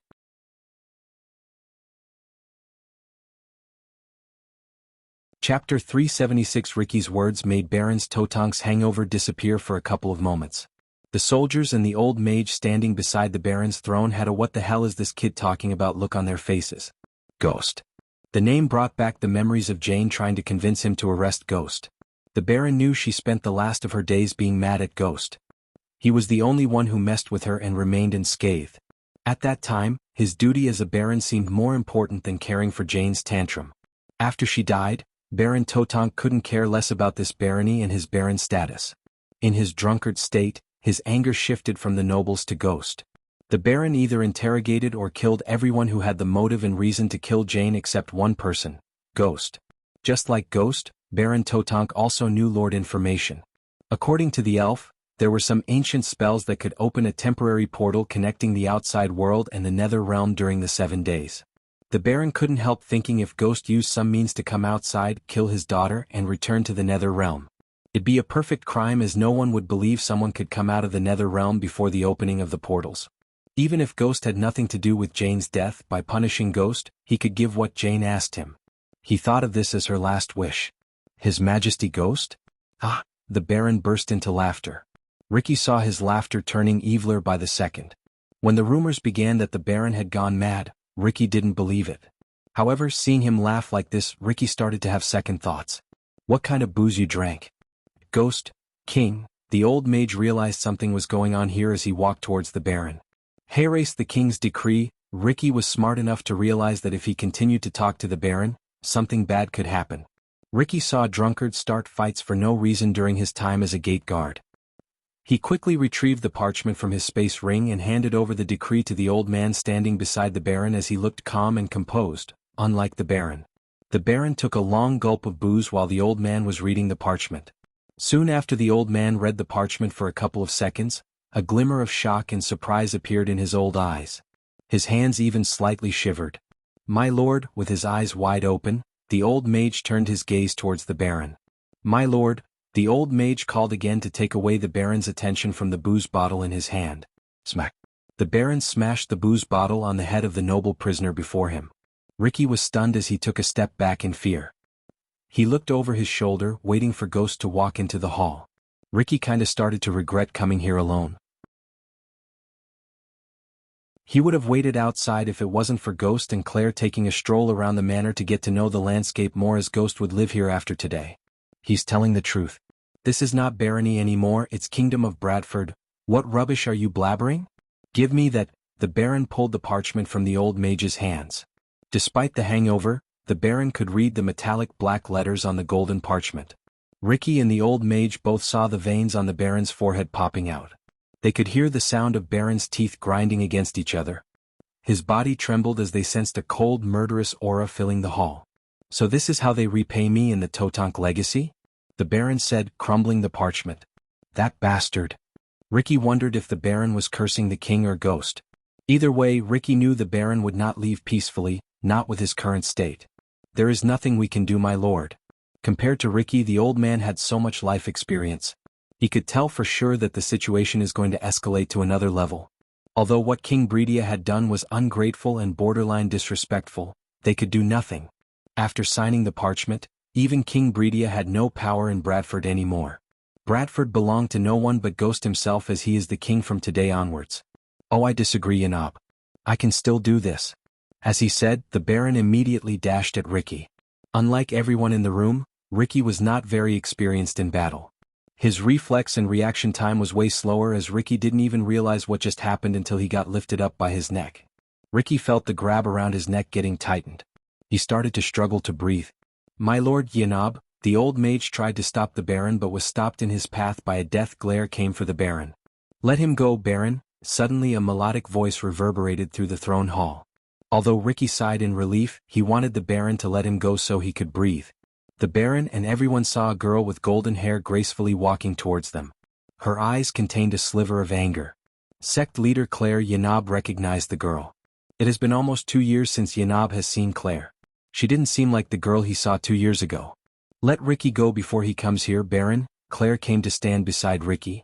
She was more concerned about what would happen to the Baron and his men if Ghost saw this rather than being mad at the Baron for treating Ricky like this. You think I'm afraid of him?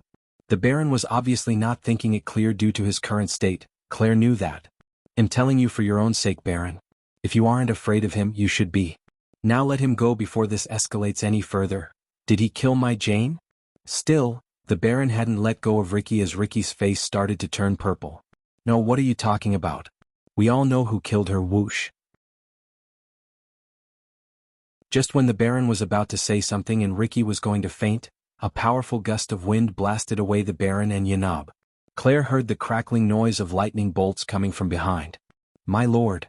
The soldiers immediately rushed towards the Baron to protect him as well as help him stand on his feet. Ghost, Claire turned back to see Ghost standing in front of her. The golden lightning bolts danced around his right hand while his left hand had a sleeping nightmare. The 3 noble prisoners were wiggling on the ground. Their heads were covered. Hence they had no idea what just happened. They just felt a powerful gust of wind pushing them onto the ground face first. I want to send you with the respect you deserve, Baron Totonk. Don't make it difficult for you. Take a walk and calm yourself down. Claire couldn't help sighing in relief. She almost thought Ghost was going to massacre everyone. Recently he was becoming very unpredictable, as though he was a ticking time bomb. There were 12 people in the hall excluding Claire, Ricky and Ghost himself. Baron Totonk was at the core formation stage level 3 while the old mage was at core strengthening stage level 3. The rest of the guards were only at core formation stage level 6. If Michael wanted, he could kill every single one of them including the old mage. Honestly, he wanted to kill them, he wanted to massacre them. He was resisting killing them with every fiber in his body. Take them away, sect leader Claire. Michael doubted he would be able to stop himself from killing them. System, what the hell is wrong with me? Michael asked the system before turning back to leave the throne hall. System level is too low to answer the host's question. Please upgrade the system level? So something is wrong with me? Fuck. Michael cussed inside as he walked towards the door to leave the throne hall. He could feel the bloodthirstiness increasing inside him at a monstrous speed. At this rate he would really be the Dark Lord everyone was so afraid of. Stop. Claire saw Baron Totonk screaming as loud as he could. His eyes were bloodshot red. It was obvious the Baron was furious. Regardless of the Baron's scream, Michael didn't hear him. He was too focused on controlling himself from massacring everyone. He continued to walk away when Claire saw a ball of purplish fire appear before the Baron's hand. Don't. Claire was too late as the Baron threw the fireball at Ghost. It was not a powerful spell, just a miscellaneous spell used to chase away low-level beasts. The spell was quick to cast as well as it was a chantless spell. The fireball soared through the air like an arrow. Just as it was about to hit Michael, a light blue translucent shield appeared around him. The fireball disappeared when it hit the shield. Claire's heart skipped a beat when she saw Ghost halt his steps. He slowly turned back as she saw the veins on his face popping up. He was literally shaking and Claire had never seen Ghost shiver in anger. Ghost. Claire approached him cautiously because something didn't feel right to her. Do not test me.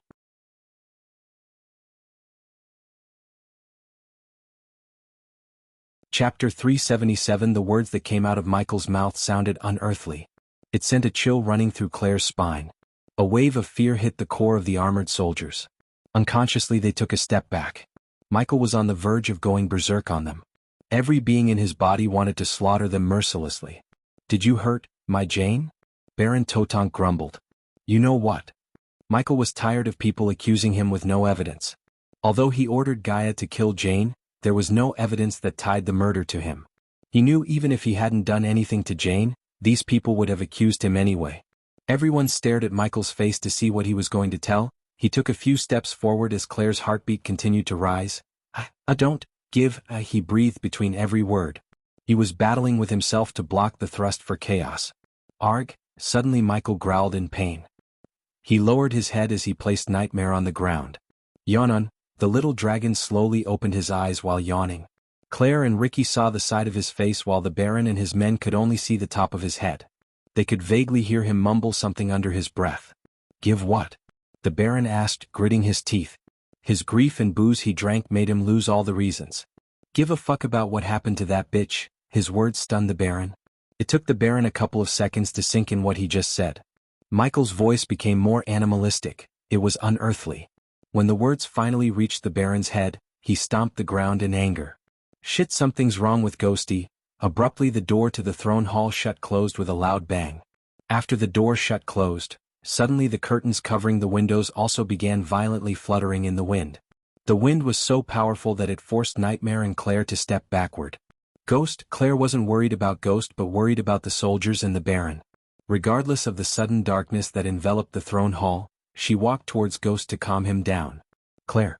Let's go. As she walked closer to Ghost, she heard his words. The violent wind somewhat calmed down. Noticing he addressed Claire with no title, she knew something was wrong. She wanted to take him away from the soldiers and the Baron. His voice sounded normal rather than animalistic as before. Ricky, we are leaving. Claire ignored the Baron, ordering Ricky to leave the throne hall before Ghost did something that everyone would regret later. She even doubted they would be alive to regret their decision to mess with him. I'm gonna rip that tongue out, bastard. Baron Totonk trembled in anger before leaping into the air. A gigantic war hammer-plated silver materialized in the Baron's hands in the mid-air. Moonwave. Claire stomped the ground, turning back. She pointed her finger at the Baron as a sparkling crescent-shaped wave shot out of her fingers. The blade gradually became wider and bigger as they flew towards the Baron. Before the Baron could react to the crescent blade, the wave hit the Baron and sent him flying backward as though he was a kite without an anchor in the storm. Except for the old mage Yanab, the soldiers didn't see what just happened. Claire's movements were lightning fast. Back off. Claire stomped the ground once again as the ground split open. The cracks formed until they reached the feet of the soldiers. Yanab was pleasantly surprised by Claire. She seemed to be at the peak of core formation.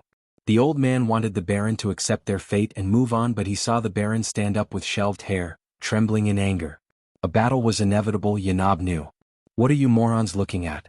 Kill them. Nightmare flapped his wing to appear before Claire.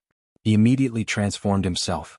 The soldiers shivered seeing an 8-foot dragon staring at them with puffs of smoke coming out of its nostrils. Nightmare's crimson scales began to glow in bright orange. Baron, you really don't want to do this.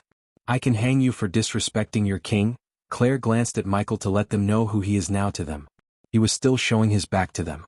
You stupid idiots. Once again Michael's animalistic voice echoed through the throne hall. You wish for death so bad. The violent stormy wind returned. The howling sound of the wind gave an ominous feeling.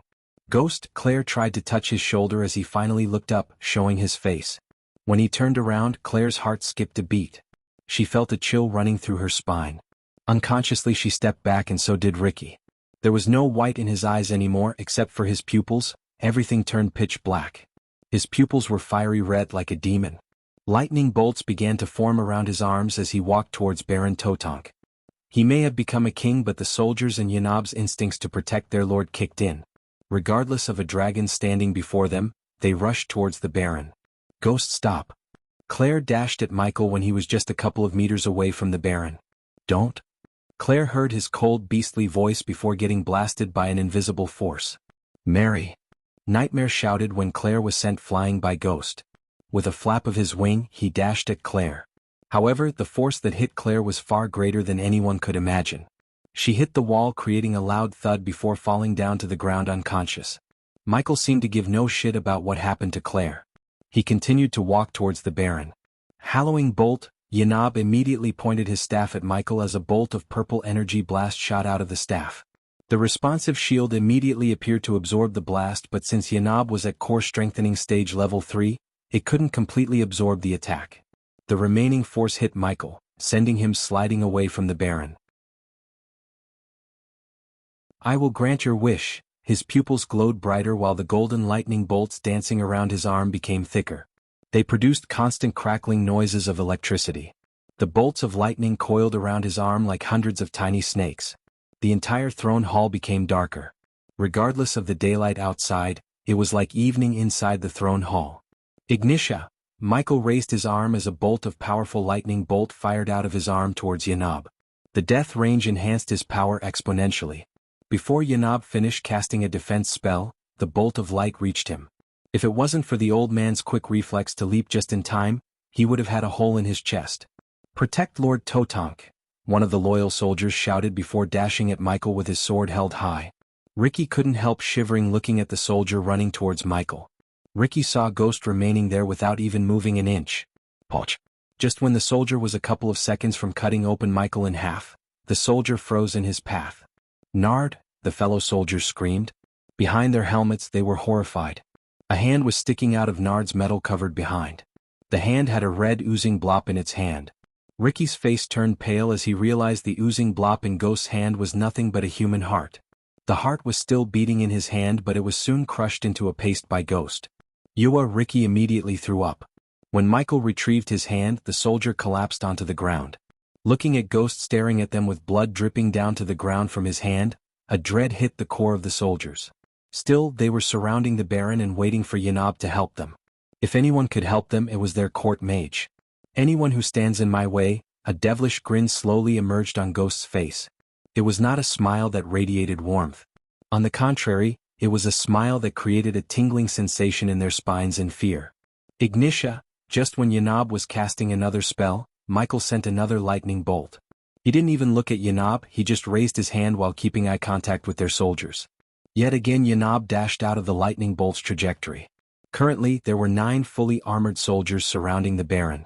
Even for someone at the core formation level 10, 9 fully armored soldiers as well as a core strengthening stage mage was a huge threat, but not for Michael. The death range was cast by him without his command. It catapulted his overall strength to core strengthening stage level 6. One step at a time, Michael walked towards the soldiers. He kept tilting his head left and right while grinning. Chaos Blade, Savagery of Strength. Two soldiers simultaneously cast spells that boosted their strength. They dashed at Michael.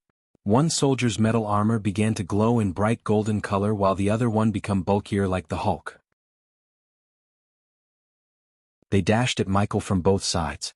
Michael grabbed the sword in one soldier's hand while grabbing the bulkier soldier by his neck. Before the two of them could wiggle, Michael simply snapped the bulkier soldier's neck. The bulkier soldier collapsed onto the floor with a thud sound. The soldier struggled to release the sword from Ghost's hand, yet he couldn't even move his sword an inch. The other soldiers wanted to join the fight, but they couldn't leave the Baron unprotected. Hence, they saw Ghost pull the sword from their college's hand like taking candy from a child's hand. Clang. As Michael took the sword, he snapped the sword in half. Poch, poch, poch, poch, poch, poch. The soldier tried to dash backward, but he was too late.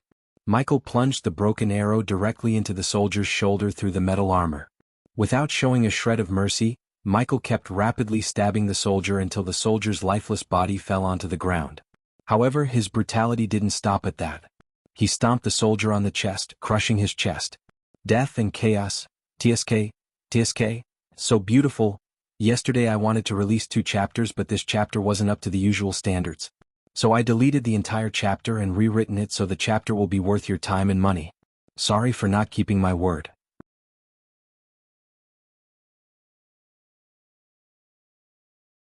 Chapter 378, Mary, open your eyes. Nightmare shrunk himself. He rubbed Claire's face with his hand to wake her up. Ricky was staring at Ghost rip the hand off of a soldier and beating another one to death with a bloody hand. He couldn't see the brutality anymore as he turned his head towards sect leader Claire. There was a hole in the wall where she hit before falling onto the ground. Fiery frenzy. While Michael was busy stopping a soldier to death, Yanab screamed, casting a powerful fire spell. Immediately a stream of lava shot towards Michael from his staff. Humph! His crimson red landed on Yanab. The old mage felt a chill. He could feel his soul shudder in fear. The soldiers saw Ghost standing there without even moving an inch. In a few seconds the lava stream hit his body, but weirdly the stream went through him. Only then did they realize it was an afterimage as the figure of Ghost faded into thin air. They quickly moved closer to the Baron. He was still trying to push them away and fight Ghost himself, but the soldiers were manhandling the Baron to protect him.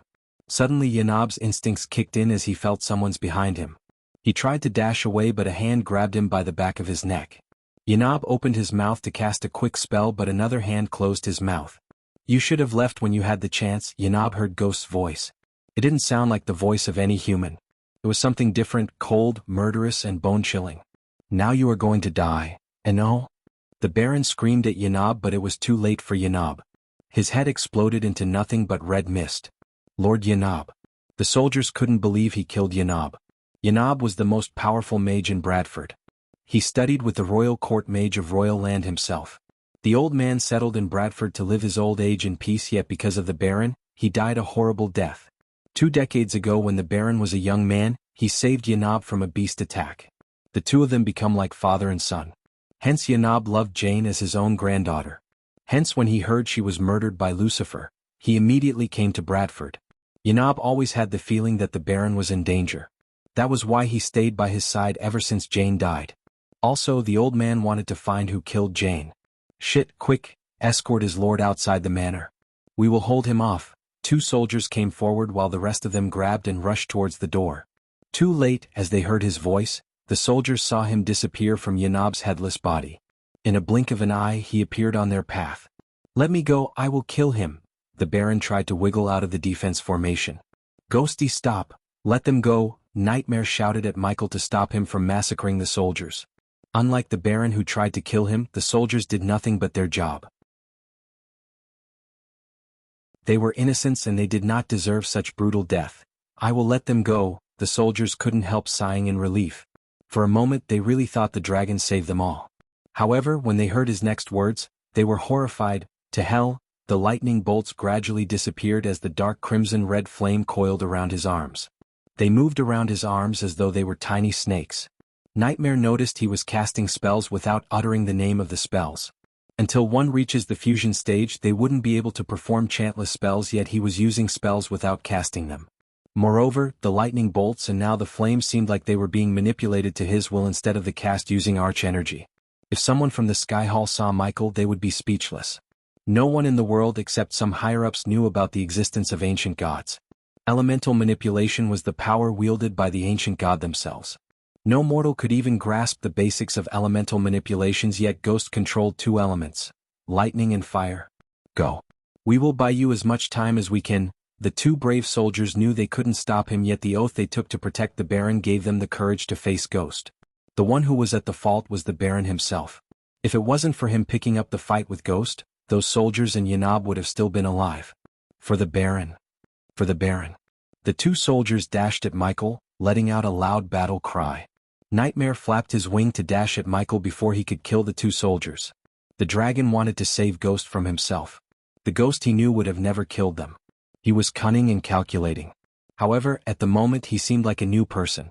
Even when he was in his Lucifer persona, Nightmare had never seen him lose his cool. He always remained level-headed. More than ever he missed Gaia now. If anyone could stop Ghost, it was Gaia. Get her out of here. Nightmare flew at Michael after instructing Ricky to get Claire out of the throne hall. Ghost. Nightmare was flying towards him, the soldiers were dashing at Michael. The soldiers were escorting the Baron towards the door and Ricky was taking Claire away from Ghost. Everything seemed like it was happening in slow motion to Michael. He never felt this strong before. Those soldiers and everyone in the room seemed so puny. Feel like barbecue. As Michael grinned, he raised his arms as two scorching hot streams of fire shot from both his hands. Arg! The fire enveloped the two soldiers. Their screams of agony echoed through the manor's walls, but soon, their cries disappeared. In the place they stood before remained nothing but a pile of hot ashes and two scorched skulls. Ghost? Nightmare cried. Just as the dragon was about to reach him, he turned his gaze to look at Nightmare. Seeing the crimson-red eyes staring at him, Nightmare felt a chill. In the corner of his eyes, Nightmare saw finally Ricky leave the hall with Claire. He felt somewhat relieved in his heart. But the moment the door shut behind Ricky, the entire hall turned dark. Only Michael's red eyes and Nightmare's glowing crimson scales could be seen in the hall. Regardless of the sudden blackout, Nightmare could see Michael's figure. He was getting taller and bulkier. Suddenly a bright white light flashed across Nightmare's face. The light made him close his eyes, and when he opened his eyes, he was lying on the bed in Lucifer's underground mansion in the dark forest. Back at the Baron's manor, Baron Totonk heard his soldiers cry in agony. The sound of bone and metal crunching lessened his hangover. The darkness in the hall coupled with what he saw made the Baron feel a tingling fear in his heart. "Fucker, where are you?" Baron growled. "What kind of sorcery is this?" Baron was unable to comprehend how he turned the day into night. As he was trying to cast a light spell, a wave of hot liquid splashed on his face. In a few moments, the hall completely became silent. He could literally taste blood in his mouth. He knew the hot liquid was the blood of his men. Once again the war hammer materialized in the Baron's hand. He was prepared to defend himself and kill Ghost. However, he didn't see Ghost.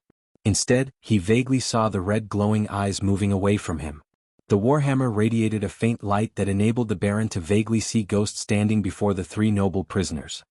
He could hear the nobles mumble, but soon, he heard the sound of a dagger slicing through flesh and blood. The Baron continued to see the red glowing eyes moving around the hall as though Ghost was looking for something. "Fucker, face me like a man? Tisk tithi. I'm not a man." The Baron heard his voice coming from all directions. He couldn't pinpoint where he was talking from. The Baron started to wave his warhammer all around, hoping to hit Ghost. "I am much, much more than just a man." The Baron swung his warhammer violently, turning behind as he heard Ghost talk from behind. "Let's talk about what a failure of a man you are." Baron heard Ghost snicker. "You were searching and punishing whoever might have killed your daughter. Art." Baron swung his warhammer yet again in the dark. "She died because of your incompetence.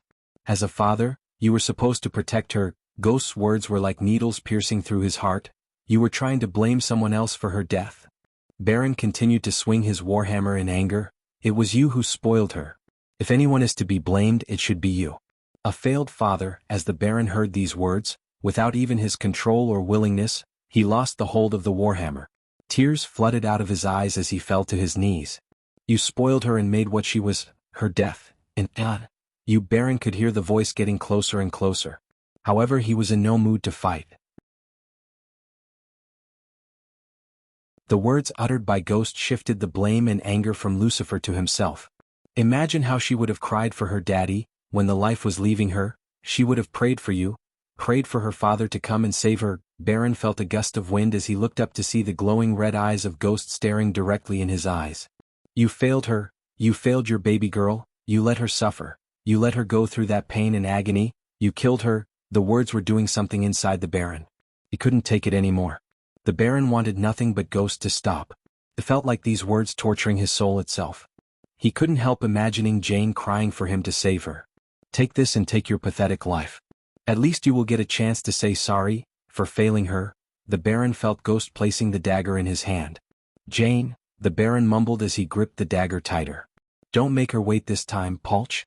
As the darkness faded away from the hall, several lifeless bodies could be seen lying on the hall. One of the bodies was the Baron with a long deep cut around his neck.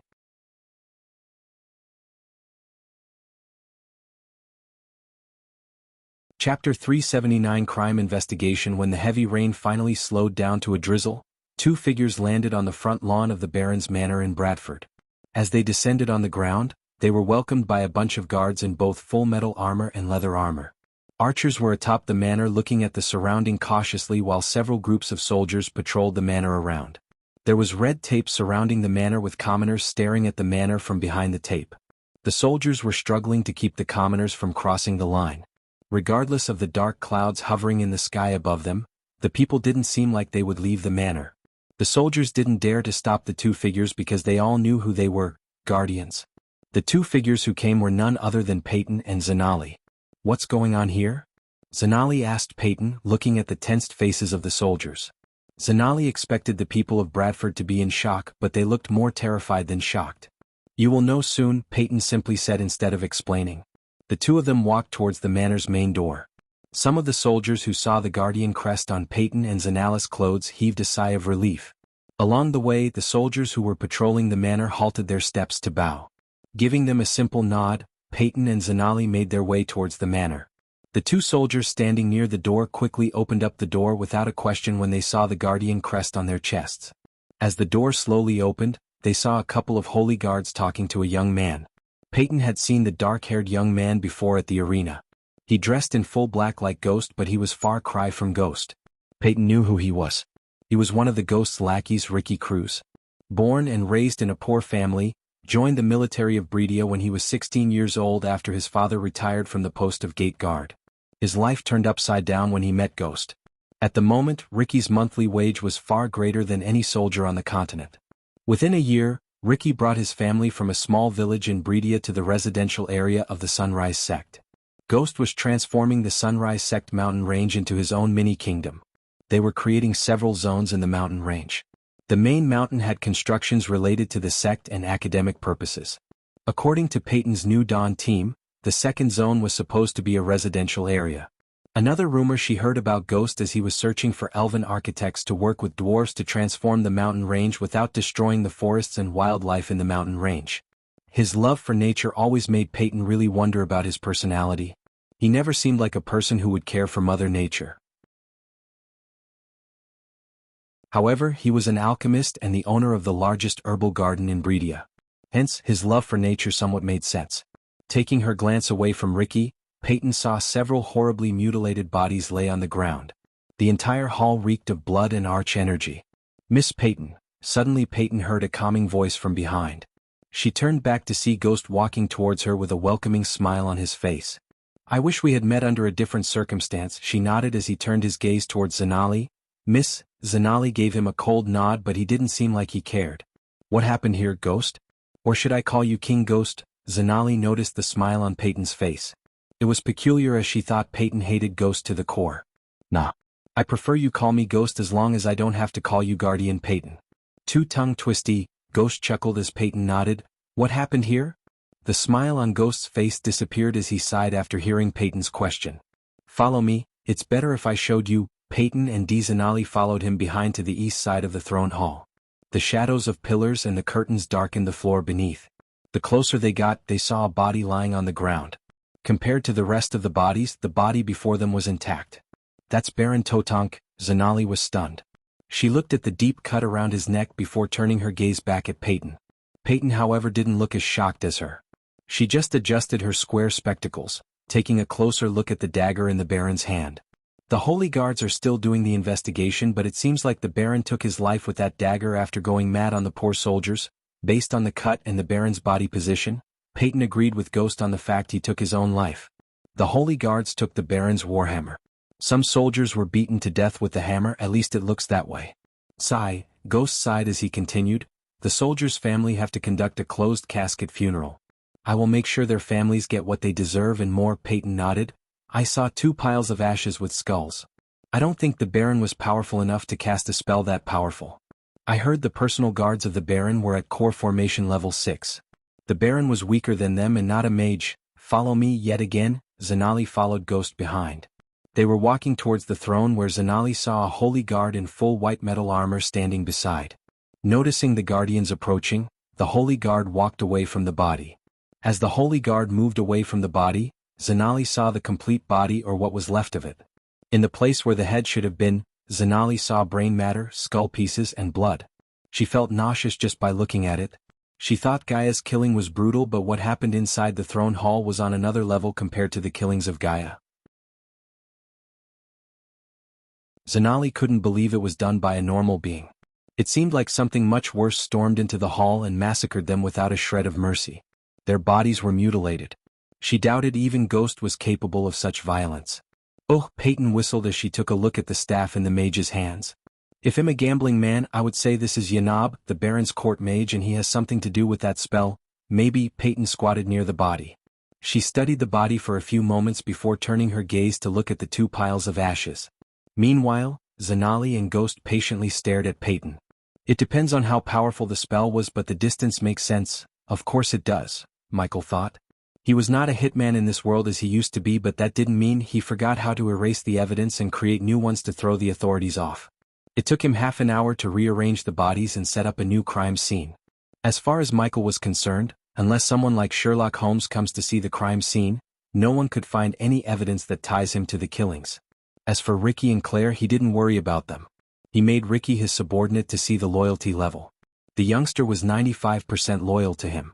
In addition to being loyal, Ricky promised he won't tell a soul what happened in the throne hall. Of course, Michael didn't believe his words alone. Yet, Ricky was too valuable and loyal to just kill him. Hence, Michael placed a spy cam on him and ordered Azazel to monitor him all day every day. If Ricky kept his mouth shut, he would live. Claire's situation was somewhat complicated thanks to his stupid outburst. His instincts told Michael not to harm Claire but only place a spy cam on her too. In truth, Michael didn't think Claire would ever rat him out to the Guardians. Just like Ricky, she would not be harmed as long as she kept her mouth shut. Although he didn't want to kill Claire, if she ratted him out, he would have to kill her. Too much was at stake. He was mad at himself for not being able to control his bloodthirstiness. He felt like he was caged inside his own body and someone else took over his body to kill them all. The moment he finished dealing with the Guardians and the Holy Guards, he wanted to have a long chat with the system to find what was wrong with him. The urge to kill was under control unlike before, but he wanted to fix himself before he was being taken over. Ghost, did you inform the Baron's family? Peyton asked. Yes, I sent the men to let his sons know what happened here. Giving the answers of what really happened here depends on Holy Guards and you guys. I urge you to do a complete investigation. My men and I will help in any way we can. Your Majesty, the nobles are here. Peyton saw Ricky call for Ghost. Excuse me, Miss Peyton, I have kingly duties to take care of now. Of course we will be in touch, Peyton said. Zanali stared at Ghost's figure slowly disappearing from her sight. Then she asked Peyton, what do you think that happened here, Peyton? You buy his story? I don't. Peyton adjusted her spectacles. But I also don't think he has something to do with the killings. He is a core formation level 10. Although he is very powerful, he couldn't have killed all those core formation warriors and a core strengthening stage mage. I knew Mage Yanab, he couldn't have been killed by Ghost. Peyton was not wrong though. What killed them all was not indeed Ghost. It was something much more powerful, the sprout of the true Dark Lord.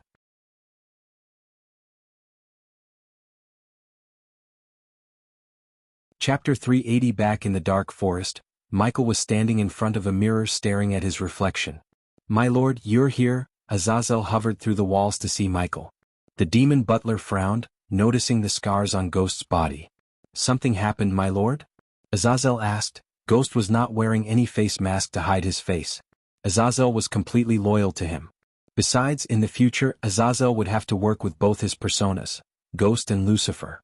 He thought of Azazel as Alfred to his Batman. Baron Totonk and a bunch of soldiers who were just doing their job were killed, Ghost said, throwing the long coat he was holding in his hand to the bed. Who killed them, my lord? Me. Michael slowly walked towards the mirror. He put his hand on the mirror. Boom.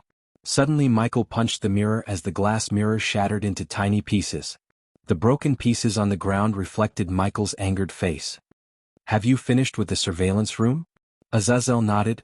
Yes, my lord, I can now monitor your spycams 24/7. Good, now go. I need some time alone. I will be waiting for your order, my lord. Bowing his head, Azazel left the room. After Azazel left the room, Michael sat on the bed. On his face, there was no sign of delight thinking about how he was going to break through to the core strengthening stage. Rather, he was more worried about his outburst and the third persona. System, what's happening to me? Michael entered the system interface. Staring at the status window, he asked the system. The system's level is too low. The next upgrade will cost the host 200,000 badass points. Does the host wish to upgrade the system to 4.0? Do it. Michael was too focused on what just happened to him. He wasn't in the mood to bitch with the system for its uselessness to this situation. The experience cap for each level in the core strengthening stage will be reduced by 25% after upgrading the system. Initial experience cap 800,000, System 4.0 experience cap 600,000, System upgrade is in progress. I hope you have an answer to my problem, system version 3.0 host. Michael cultivation level. Core formation stage level 10 experience points. 400,000/400,000, 1,800,000 points remaining to be consumed, badass points. 500,000 skills and spells. Wind Blast LVL6 Responsive Shield LVL8 Environment Scanning LVL6 Ignitia LVL8 Lightning Dash LVL6 Energy Devour LVL2 Death Range LVL3 Eyes of Darkness, Normal. Can sense the cultivation level of others. Eyes of Darkness, Lucifer. Can sense the cultivation level of others. Can see through. Illusions Cloud of Darkness, Lucifer. Weak-willed enemies will lose their courage completely and surrender. Death range will be 50% more powerful. If activated in darkness, the host's cultivation level will be boosted 4 levels up regardless of the stage barrier. Wordless Spellcaster, Lucifer. In full Lucifer form, the host just has to think of the spell to cast it. Techniques. Swords of Destiny 95% Mastery Ring of Fire, 83% Mastery Serpent Maga, 96% Mastery Occupation. Core Disciple of Sunrise Sect, the Guardian of Sunrise Sect, Lord Lucifer of the Abyssal, the Dark Lord, King of Bradford. Status. Healthy goals. Control the world, rebuild the Order of Death. Utility function. Banker LVL 5. Ratio. 1,000 gold coins. 40 badass points. Runic teleportation, X-ray vision. Also integrated with Eyes of Darkness. Wealth. 5 million gold. Special trait. 5-star Alchemist 3-star Inventor. Subordinates. Gaia Warrior, loyalty level 100%. Raylene 5-star Chef, loyalty level 99%. Arya, Assassin, loyalty level 38%. Heinberg Warrior, loyalty level 35%. Maxine Warrior, loyalty level 98%. Tiberius, Warrior, loyalty level 45%. Sadie, loyalty level 30%. Ricky, loyalty level 95%. The Silent Reaper Crew Pirates, loyalty level 80%. Base of operation. Sunrise Sect, the Abyssal, the Crypt Kingdom of Bradford. Familiars. Nightmare, Forest Dragon, Vidora, 3-headed Hydra. While the system was upgrading itself, he noticed the 5% loyalty drop in the Silent Reaper crew.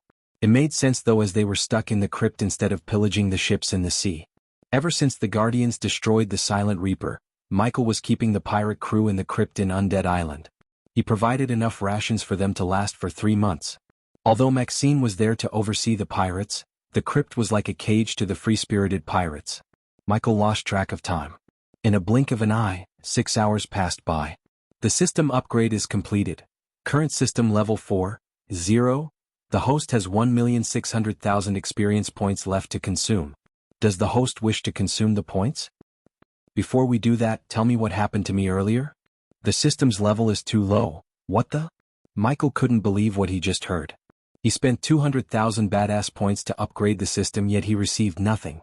On top of being pissed at himself, the system's uselessness kindled the fire of anger inside him. Shit, how much for the next upgrade?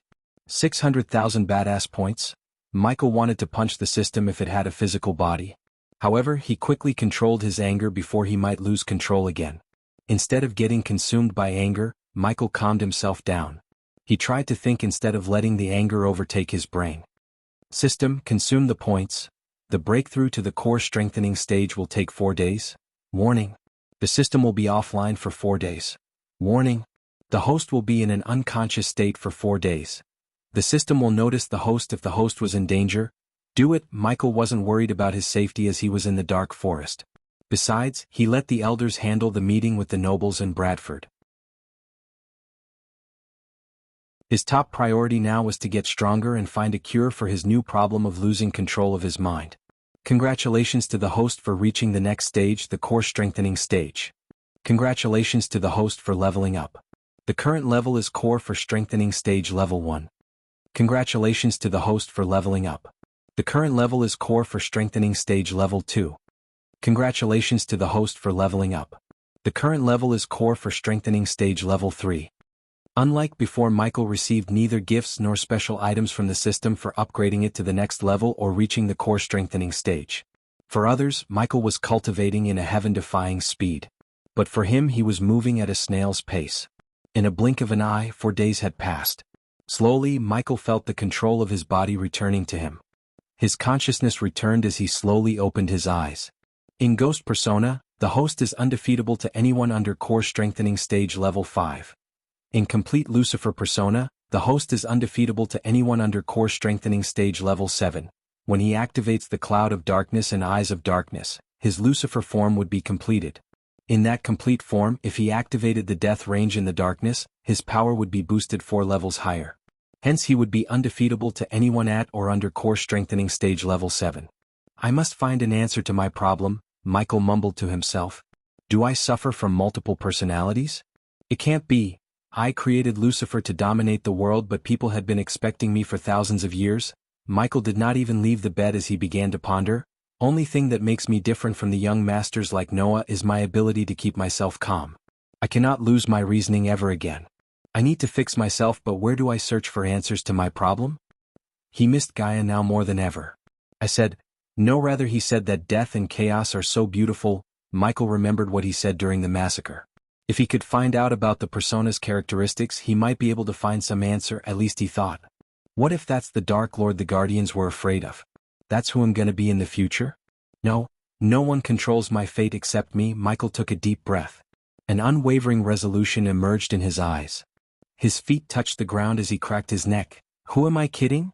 That was me, more powerful. He remembered how powerful he felt when slaughtering the guards. Although he felt pity for them, he had to admit that he was frickin' powerful. Even Yanab, a core strengthening stage mage, was so powerless against him. If I could control myself in that form. Michael snickered. My lord, Michi's train of thoughts was interrupted by Azazel's voice. He heard the demon butler's voice coming from the other side of the walls. Come on in, Azazel. The demon butler floated towards him. What is it? As he asked, Michael took a new set of black long coats and turtlenecks from his space ring. He put them on, adjusting the collars and sleeves before turning his gaze back at Azazel. While you were cultivating here, I received a request to meet you from Lady Maxine from the crypt. Apparently, some pirates have been acting strange. Is that so? I think I have to return to the southern continent. Michael willed the system to equip Lucifer armor as well as change his face using the face mask. My lord, what should I do while you're gone? Azazel asked with utmost respect. Clean up the throne hall. It's time I gather my minions and start the world domination. The tournament arc has finally come to an end with this chapter. From the onwards we will venture into the new arc. Yes, I heard your concerns about the spirit child and Michael losing his mind. If you're worried about the novel going in a cliché way, it won't. Michael was not perfect, he was far from being perfect. He would have his ups and downs. The next arc will focus on Gaia and Michael's character building as well as some interesting twists.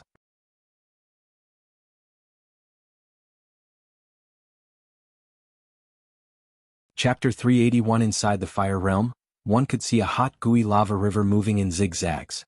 If one wasn't careful and greedy, they would mistake the lava river for a river of gold. Through the bubbling lava river, a boat was slowly moving. A girl who had a three-headed pet on her lap sat on the opposite side of the young man who was rowing the boat. Obviously, it was Gaia, Vidora, and Noah on the boat, as no one else would be crazy enough to choose this route instead of a safer and longer road. "Are you absolutely sure there are no fishes in the river?" Iag asked, giving Gaia a puppy look. She instead just rolled her eyes. "You just ate the last of my cookies." Rather than minding Gaia and the Hydra's quarrel which was going on for days, Noah focused on the surroundings. There was nothing else except for desolate land as far as he could see. Few boulders here and there, and that's it. The sky was as usual red while the air was filled with ash particles. The red and gray combination gave off an eerie feeling to the fire realm. "Fuck, how long it has been since we came here?" Iag asked. 94 days to be exact. A glimmer of sadness emerged in Gaia's eyes. She looked at the distant horizon, thinking about Ghost and Nightmare. She missed the two of them like crazy. Noah could see the sadness in her eyes. In fact, he felt happy for Ghost to find a girl who loves him like Gaia.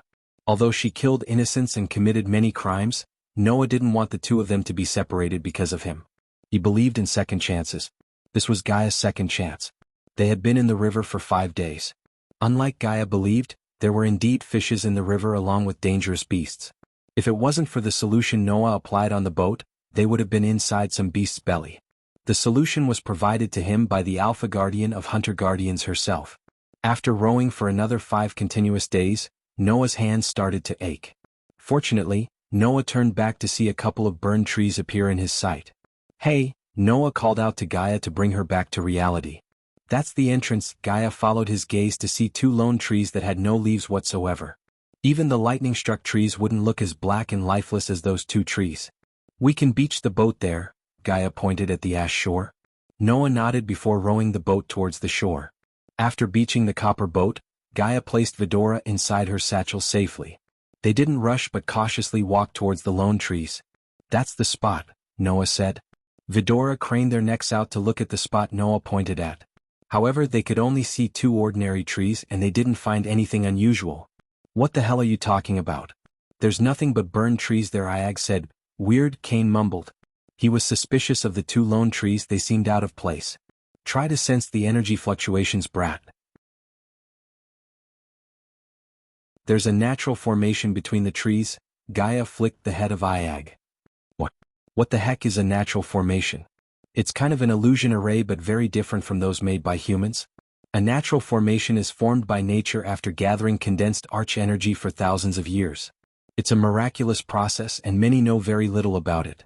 Anyone can easily be trapped by it if they don't pay enough attention," Noah explained. His explanation made Iag frown deeper. "If it's a fucking illusion array, why are you 2 crazy heads heading towards it instead of running away from it?" "I said it's a kind of illusion array. Natural formations also act as a portal to travel around the fire realm." "Oh, then we are gonna finally get the fuck out of this place. Let's go." Iag changed her opinion lightning quick. She now looked excited to go between the 2 trees, unlike a few seconds ago. Noah too couldn't help but sigh in relief, as if he had just seen a light carrying hope. There were many invisible natural defense mechanisms and formations existing within the depths of Fire Realm, and they came to this lava river because of a natural formation. If they could find another natural formation, they would have a chance at the river. After all, the solution couldn't fend off the beast forever. When or if they came out of the river, they were good as dead. "Let's go." Swoosh. Both Gaia and Noah immediately dashed towards the space between the 2 trees. The aura of the natural defense mechanism in this valley was pretty obvious. Even Iag could sense it as they approached. Its aura was much more powerful compared to the formations they happened to stumble upon. When the 3 of them went through the space between the trees, they disappeared from the desolate valley. The scene in front of them changed dramatically once again. It was a plain gray world in front of them. The eerie and chilly energies within were so much stronger compared to the desolate valley they just came from. A stinking smell filled up the air within the place, extremely unpleasant and pungent. Besides this, black whirlwinds appeared all over the place, and the air blowing across the place was cutting them to the marrow. It also carried a strong corrosive characteristic. "Congratulations, we escaped from the frying pan into the fire," Iag couldn't help but curse. "Be careful, there is poisonous vapor all over the place." A deadly toxic gas merged with the freezing vapor, causing this poisonous vapor to be formed. "It's a deadly thing that can kill any cultivator," Noah reminded. "Is that so?" Gaia snickered as she walked towards one of the black whirlwinds. Bitch, stop, are you trying to kill us? Iag screamed, trying to stop Gaia from walking towards the poison whirlwinds. Gay reached out to touch the whirlwind. Noah was stunned to see nothing really happen to her. Although Nagas were resistant to most poisons, they were not immune to the poison whirlwinds of Fire Realm. However, nothing happened to Gaia when she touched the poison whirlwind. It should have entered through the finger to her brain and killed her in a few seconds.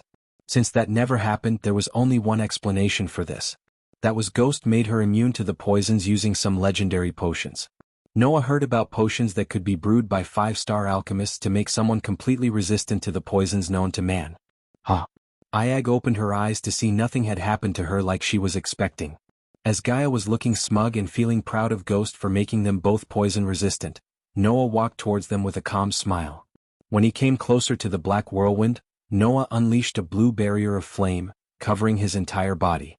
The layer of blue flame covered his body as though it was a blanket. It was a barrier formed by one of the two primordial flames, Heaven's Flame, which repelled all poison known to mankind. Gaia was stunned by the blue flame. She had never seen such a majestic flame ever before in her life. She heard Ghost talk about primordial flames and she could guess that the blue flame on Noah's body was definitely one of the two primordial flames. However, she did not let what was in her mind show on her face. Although she could tell Noah wouldn't easily tell her where he got the flame if she could find out, it would get Ghost one step closer to reaching 6-star alchemist status. This place should be an isolated space and it doesn't look big. We just need to find the path to the 5-headed serpent's lair, Noah said. He could feel that they were getting closer to the 5-headed serpent. This place was fully filled with toxic vapor and could be considered a natural land of death. It would be really bad luck if anyone ordinary accidentally came to this space. He was covered by a fire barrier while Gaia just walked next to him like it was nothing. The duo began slowly walking forward. Since the toxicity in the air was too strong, there were no beasts or bandits anywhere nearby. The entire space was extremely quiet, and nothing could be heard except for the tornado's swishing sounds. It gave the space an eerie feeling as if they had actually come to the real hell. Crack. Suddenly, a cracking sound could be heard from underneath Gaia's foot. It sounded really loud when in this quiet environment. Fuck. What was that? Iag cursed as she was spooked by the sound. They lowered their heads, looking at the ground. Then they saw an entire skeleton lying where Gaia had just stepped. Her foot caused a hole to appear on the skeleton's chest.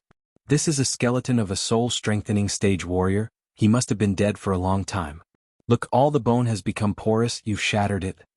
Noah had eagle eyes. Although the skeleton was badly corroded by the poisonous air and had turned completely black, he still found that this was a core-strengthening stage warrior skeleton. This place sucks. A core-strengthening stage warrior could still survive for quite some time in this space without any poison resistance, using arch energy to shield his or her body. The only explanation for his death would be that he depleted all his arch energy in order to resist the poisonous air. He was killed by the poisonous air once he couldn't repel the deadly poison any longer. Why did he come here anyway? Gaia wondered why the cultivator came to the Fire Realm. Noah and she were here to hunt down the 5-headed serpent so Noah could save Zanala's stepfather while she was here to absorb the blood and start her metamorphosis. If it wasn't for the 5-headed serpent, Gaia would have never even thought of coming here. What next? Sarba asked after looking around the place. Move forward until we find the 5-headed serpent's trail, Noah smiled. With a determined look in his eyes, he said, just keep moving forward until we find the 5-headed serpent's trail. The following journey was completely eventless. They kept bumping into new skeletons along their way, and all these skeletons were once core-strengthening stage warriors. Gaia really wondered why this many core-strengthening stage warriors ventured into the Fire Realm. She even stumbled upon a skeleton of a soul-refining stage warrior. This meant they were looking for something here. The duo had walked for nearly an hour, and they kept bumping into more and more skeletons. The place seemed really desolate. After spending almost 2 hours of walking, they suddenly saw a light blinking in the distance. Look, there is light blinking in front. Ag informed them. She almost shouted. Let's go check it out. Noah saw the light as well. Although the rainbow color light seemed faded, it couldn't escape their eyes. The duo immediately dashed forward and soon they arrived at the source of the light. A human. Iag's eyes lit up as she saw a man with disheveled hair was sitting with both legs crossed, not moving at all, which made him look like a stone statue. But the weak aura emitting from his body showed that this old man was still alive.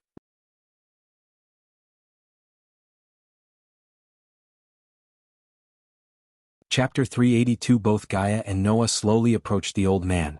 As if he had heard something, the old man finally raised his head up, slowly. With cloudy eyes he looked at them. Vidora quickly went inside the satchel to hide. An old man, a really old man who was long past his prime. The robe covering his body was really loose, he had wrinkled skin on his face and an extremely thin body. He looked just like a skeleton who had nothing but skin. Pretty horrifying as he looked like a mummy. The old man's aura was really weak, as if he was going to die at any time. And yet he was still alive. Sigh. Someone is here again. Someone is going to die soon. Sign. The old man let out 2 sighs. His voice was shrill, making it unpleasant to listen to. It looked like he had gotten used to the deaths happening here. A soul-refining stage warrior, Noah looked closer at the old man. He immediately found out the cultivation level of the old man. But because the vital signs of the old man were really weak, and there was no celestial energy that could be sensed in his body, as it had been completely depleted, he couldn't determine which level this old man was. Such young sprouts. Too bad you've come to this land of death. The old man let out another sigh, then he just flicked his wrist as a golden barrier appeared around them. It's been 20 years, all who came here before me have gone. Now I'm soon going to leave as well. For 20 years I had no one to talk to. At least heavens granted me with my last wish. Pity the last person you're gonna meet is this old man. The old man carried a smile on his face. The despair and anger he had when he first arrived at this place was long gone. He had seen through life and death. The old man seemed calm, no signs of grievance could be found on his face. However, from his pair of cloudy eyes, one could still tell that he is grieving. If this old man leaves this place, his cultivation will take a long dip before rising back again, Noah thought to himself. After breaking through to the soul-refining stage, a cultivator required a constant supply of celestial energy to achieve higher levels in cultivation. If the cultivator didn't get enough celestial energy, his cultivation will gradually decline. Considering this old man was stuck here without celestial energy, when or if he escaped the fire reel, his cultivation would drop down to lower stages before returning to his previous state. Shit, you stayed here for 20 years. I hope what you were searching for in Fire Realm is worth it. Gaia rolled her eyes. Being able to stay alive in this harsh environment, you must have been at the peak of soul-refining stage, old man. If I am right, you must have come looking for something that could help you deal with your bottleneck and reach fusion stage. After 20 years in this environment, the bottleneck has gone but you got stuck here, Noah said with an indifferent tone. Those skeletons belong to the people who came to see what happened to you. Hearing this, the old man's cloudy eyes suddenly light up. He stared at Noah with a look of disbelief. He couldn't help but start examining the young man in front of him. Being able to discover he had a bottleneck with a single look, and also judging his real cultivation level just from knowing how long he had been here was not someone anyone could do, that's why this old man couldn't help being shocked. Besides, he found out that the men who died here came searching for him. What a keen eye, but too bad, the old man kept shaking his head, his eyes filled with deep regret. He could easily tell that Noah was extraordinary and had innate potential. A genius like this was supposed to become a well-known guy in the world. But now he had to die in this shit place. What a pity. Gaia was looking around the place to find a way to deal with the golden barrier while the old man was talking to Noah. 20 years ago, I traveled alone to Fire Realm searching for something that could help me reach fusion stage. My damn luck and fate, I accidentally stepped into this place and activated the barrier set up by someone, and it has been 20 years since then. The old man said in a self-mocking manner. He didn't look at Noah as if he was just talking to himself. But at the same time, it seemed he rather enjoyed the feeling of talking. It seemed like he hadn't talked to anyone for quite a long time. If he could go back in time, he would stop himself from venturing into the Fire Realm. By estimations, my death will arrive tomorrow. But I don't want to be like all the other people who died here, having my body corroded by the poison. That's too tragic. Young man, once I die tomorrow, burn my body. This was the last request from an old man who had gone past his prime. The old man looked at Noah, focusing on the flames dancing around his body. Gaia didn't give a shit about the old man's tragedy. She was busy searching for a way out of here. Noah inwardly sighed. The man didn't ask Noah to help him accomplish any weird unfulfilled desire at the last moment of his life, and neither did he have any special orders for Noah. He only requested that Noah burn his body and allow him to have a proper death. Noah, however, just calmly smiled at the old man. Old man, your estimation is really accurate. If I didn't come, you'd be dead by tomorrow. But the Lady Luck smiled on you. I'm here. Noah walked toward the old man, then he waved his hand and unleashed a flame. The dancing flame shot out from Noah's body took the shape of an angel, a humanoid figure with feathery wings. It transformed into a flame barrier and covered the old man within. In an instant, all the surrounding poisonous vapor was pushed away, as if it had just met its natural enemy. Noah had decided to save this old man, not for any specific reason, but because this old man had been persistently staying alive in this place for 20 years. Noah really respected his endurance. Besides, Noah never ignored anyone in need of help. What a majestic flame, it actually carries a divine aura. Even the poisonous vapor from the fire realm doesn't dare try to corrode it. The old man's eyes opened as wide as they could. After a short shocking moment, the old man returned to his calm state. He looked at the fire barrier covering his body, and with a smile on his face he said, "Young man, put away this flame barrier, it will only consume your energy and focus. You can't hold it for a long time. The poisonous vapor has already invaded my body, I'm dying. You can only lessen the pain but can't stop the inevitable.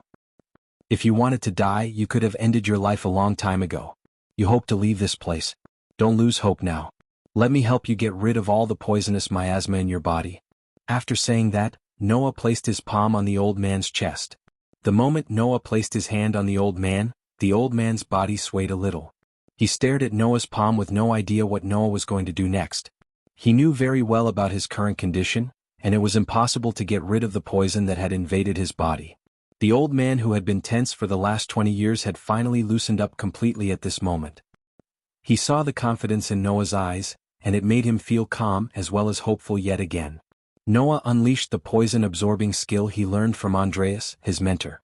Heaven's flames seeped through the old man's body. Sending a primordial flame into someone else's body was extremely dangerous. One misstep and the flame would burn the body into ashes. Yet this old man had no fear because, with his current condition, there was nothing that could scare him. After all, he was soon going to die.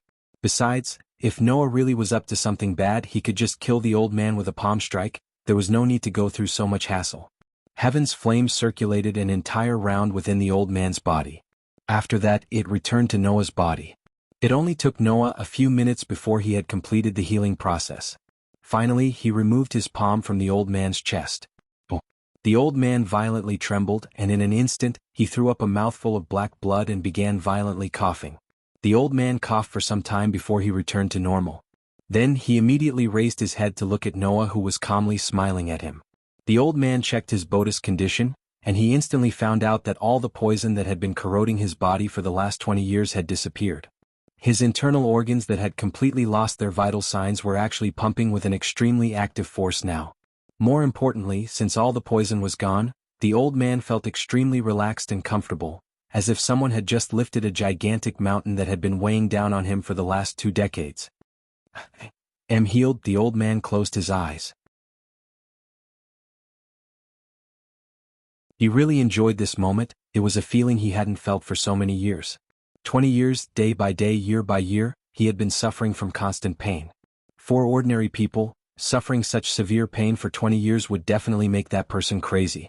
The old man did go crazy before, but in the end he had seen through life and death. Now Noah had restored his hope of living. The old man was immersed in the pleasant moment, and Noah didn't disturb him. He had absorbed all the poison in the old man's body into his own body. After some time, the old man finally opened up his eyes. He looked at Noah and said, "Young man, you really absorbed all the poison in my body into yours. That's really dangerous. Yet the poison hasn't affected you. How is it possible? Were you really a guardian?" Noah replied with a smile. The old man was stunned, but when he thought about it, everything made sense. Who in the world other than a guardian would venture into a place like this and help a stranger? Guardian? "Young man, you've saved my life today." For the first time in many years, the old man bent his back to bow towards Noah. "What were you searching for here?" Before the old man could start rumbling about gratitude and a way to pay him back, Noah asked him. "The 5-headed serpent." The moment the old man spoke these words, Gaia immediately turned back. She dashed forward. "Did you find it? Where is the lair? Tell me." Sigh, the old man sighed. He could tell by seeing the look on her face that they came looking for the 5-headed serpent too, just like him 20 years ago. A Naga killed the serpent and absorbed everything except this. As Gaia's heart skipped a beat, the old man flicked his wrist. A charcoaled gray stone-like thing appeared in his hand. Noah and Gaia looked closer at the thing to sense pulses coming from within. The heart, Noah mumbled. Suddenly Gaia grabbed the old man by his neck and lifted him up. Who killed the serpent? Regardless of him being grabbed by his neck by the girl, the old man remained calm. Just as Noah was about to stop Gaia, the old man flicked his wrist again as a gold-plated snake-shaped pendant appeared in his hand. From top to bottom, Gaia felt an electric bolt running through her body. She immediately let the old man go before taking the pendant from his hand. The Naga woman who killed the serpent left this with the heart. Gaia couldn't believe the words coming from the old man's mouth. She was shivering holding the pendant. It seemed like a family heirloom. If I ever get out, I wanted to return this to her kin. Wait. Something's happening. Unexpectedly Noah sensed energy fluctuations around him. It felt like the space around them was getting distorted.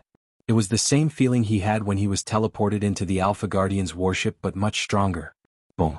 In a blink of an eye, a bright light flashed across Noah's eyes, producing a loud booming sound.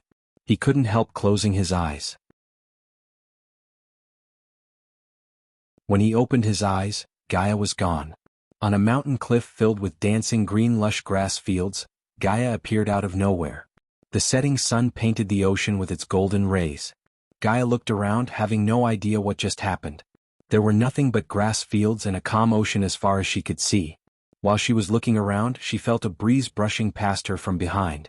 She turned back to see an ethereal figure gradually forming before a couple of meters ahead of her in the air. Mother note: the old man will play an important role in the story. Hence the long chapter about the old man and Noah.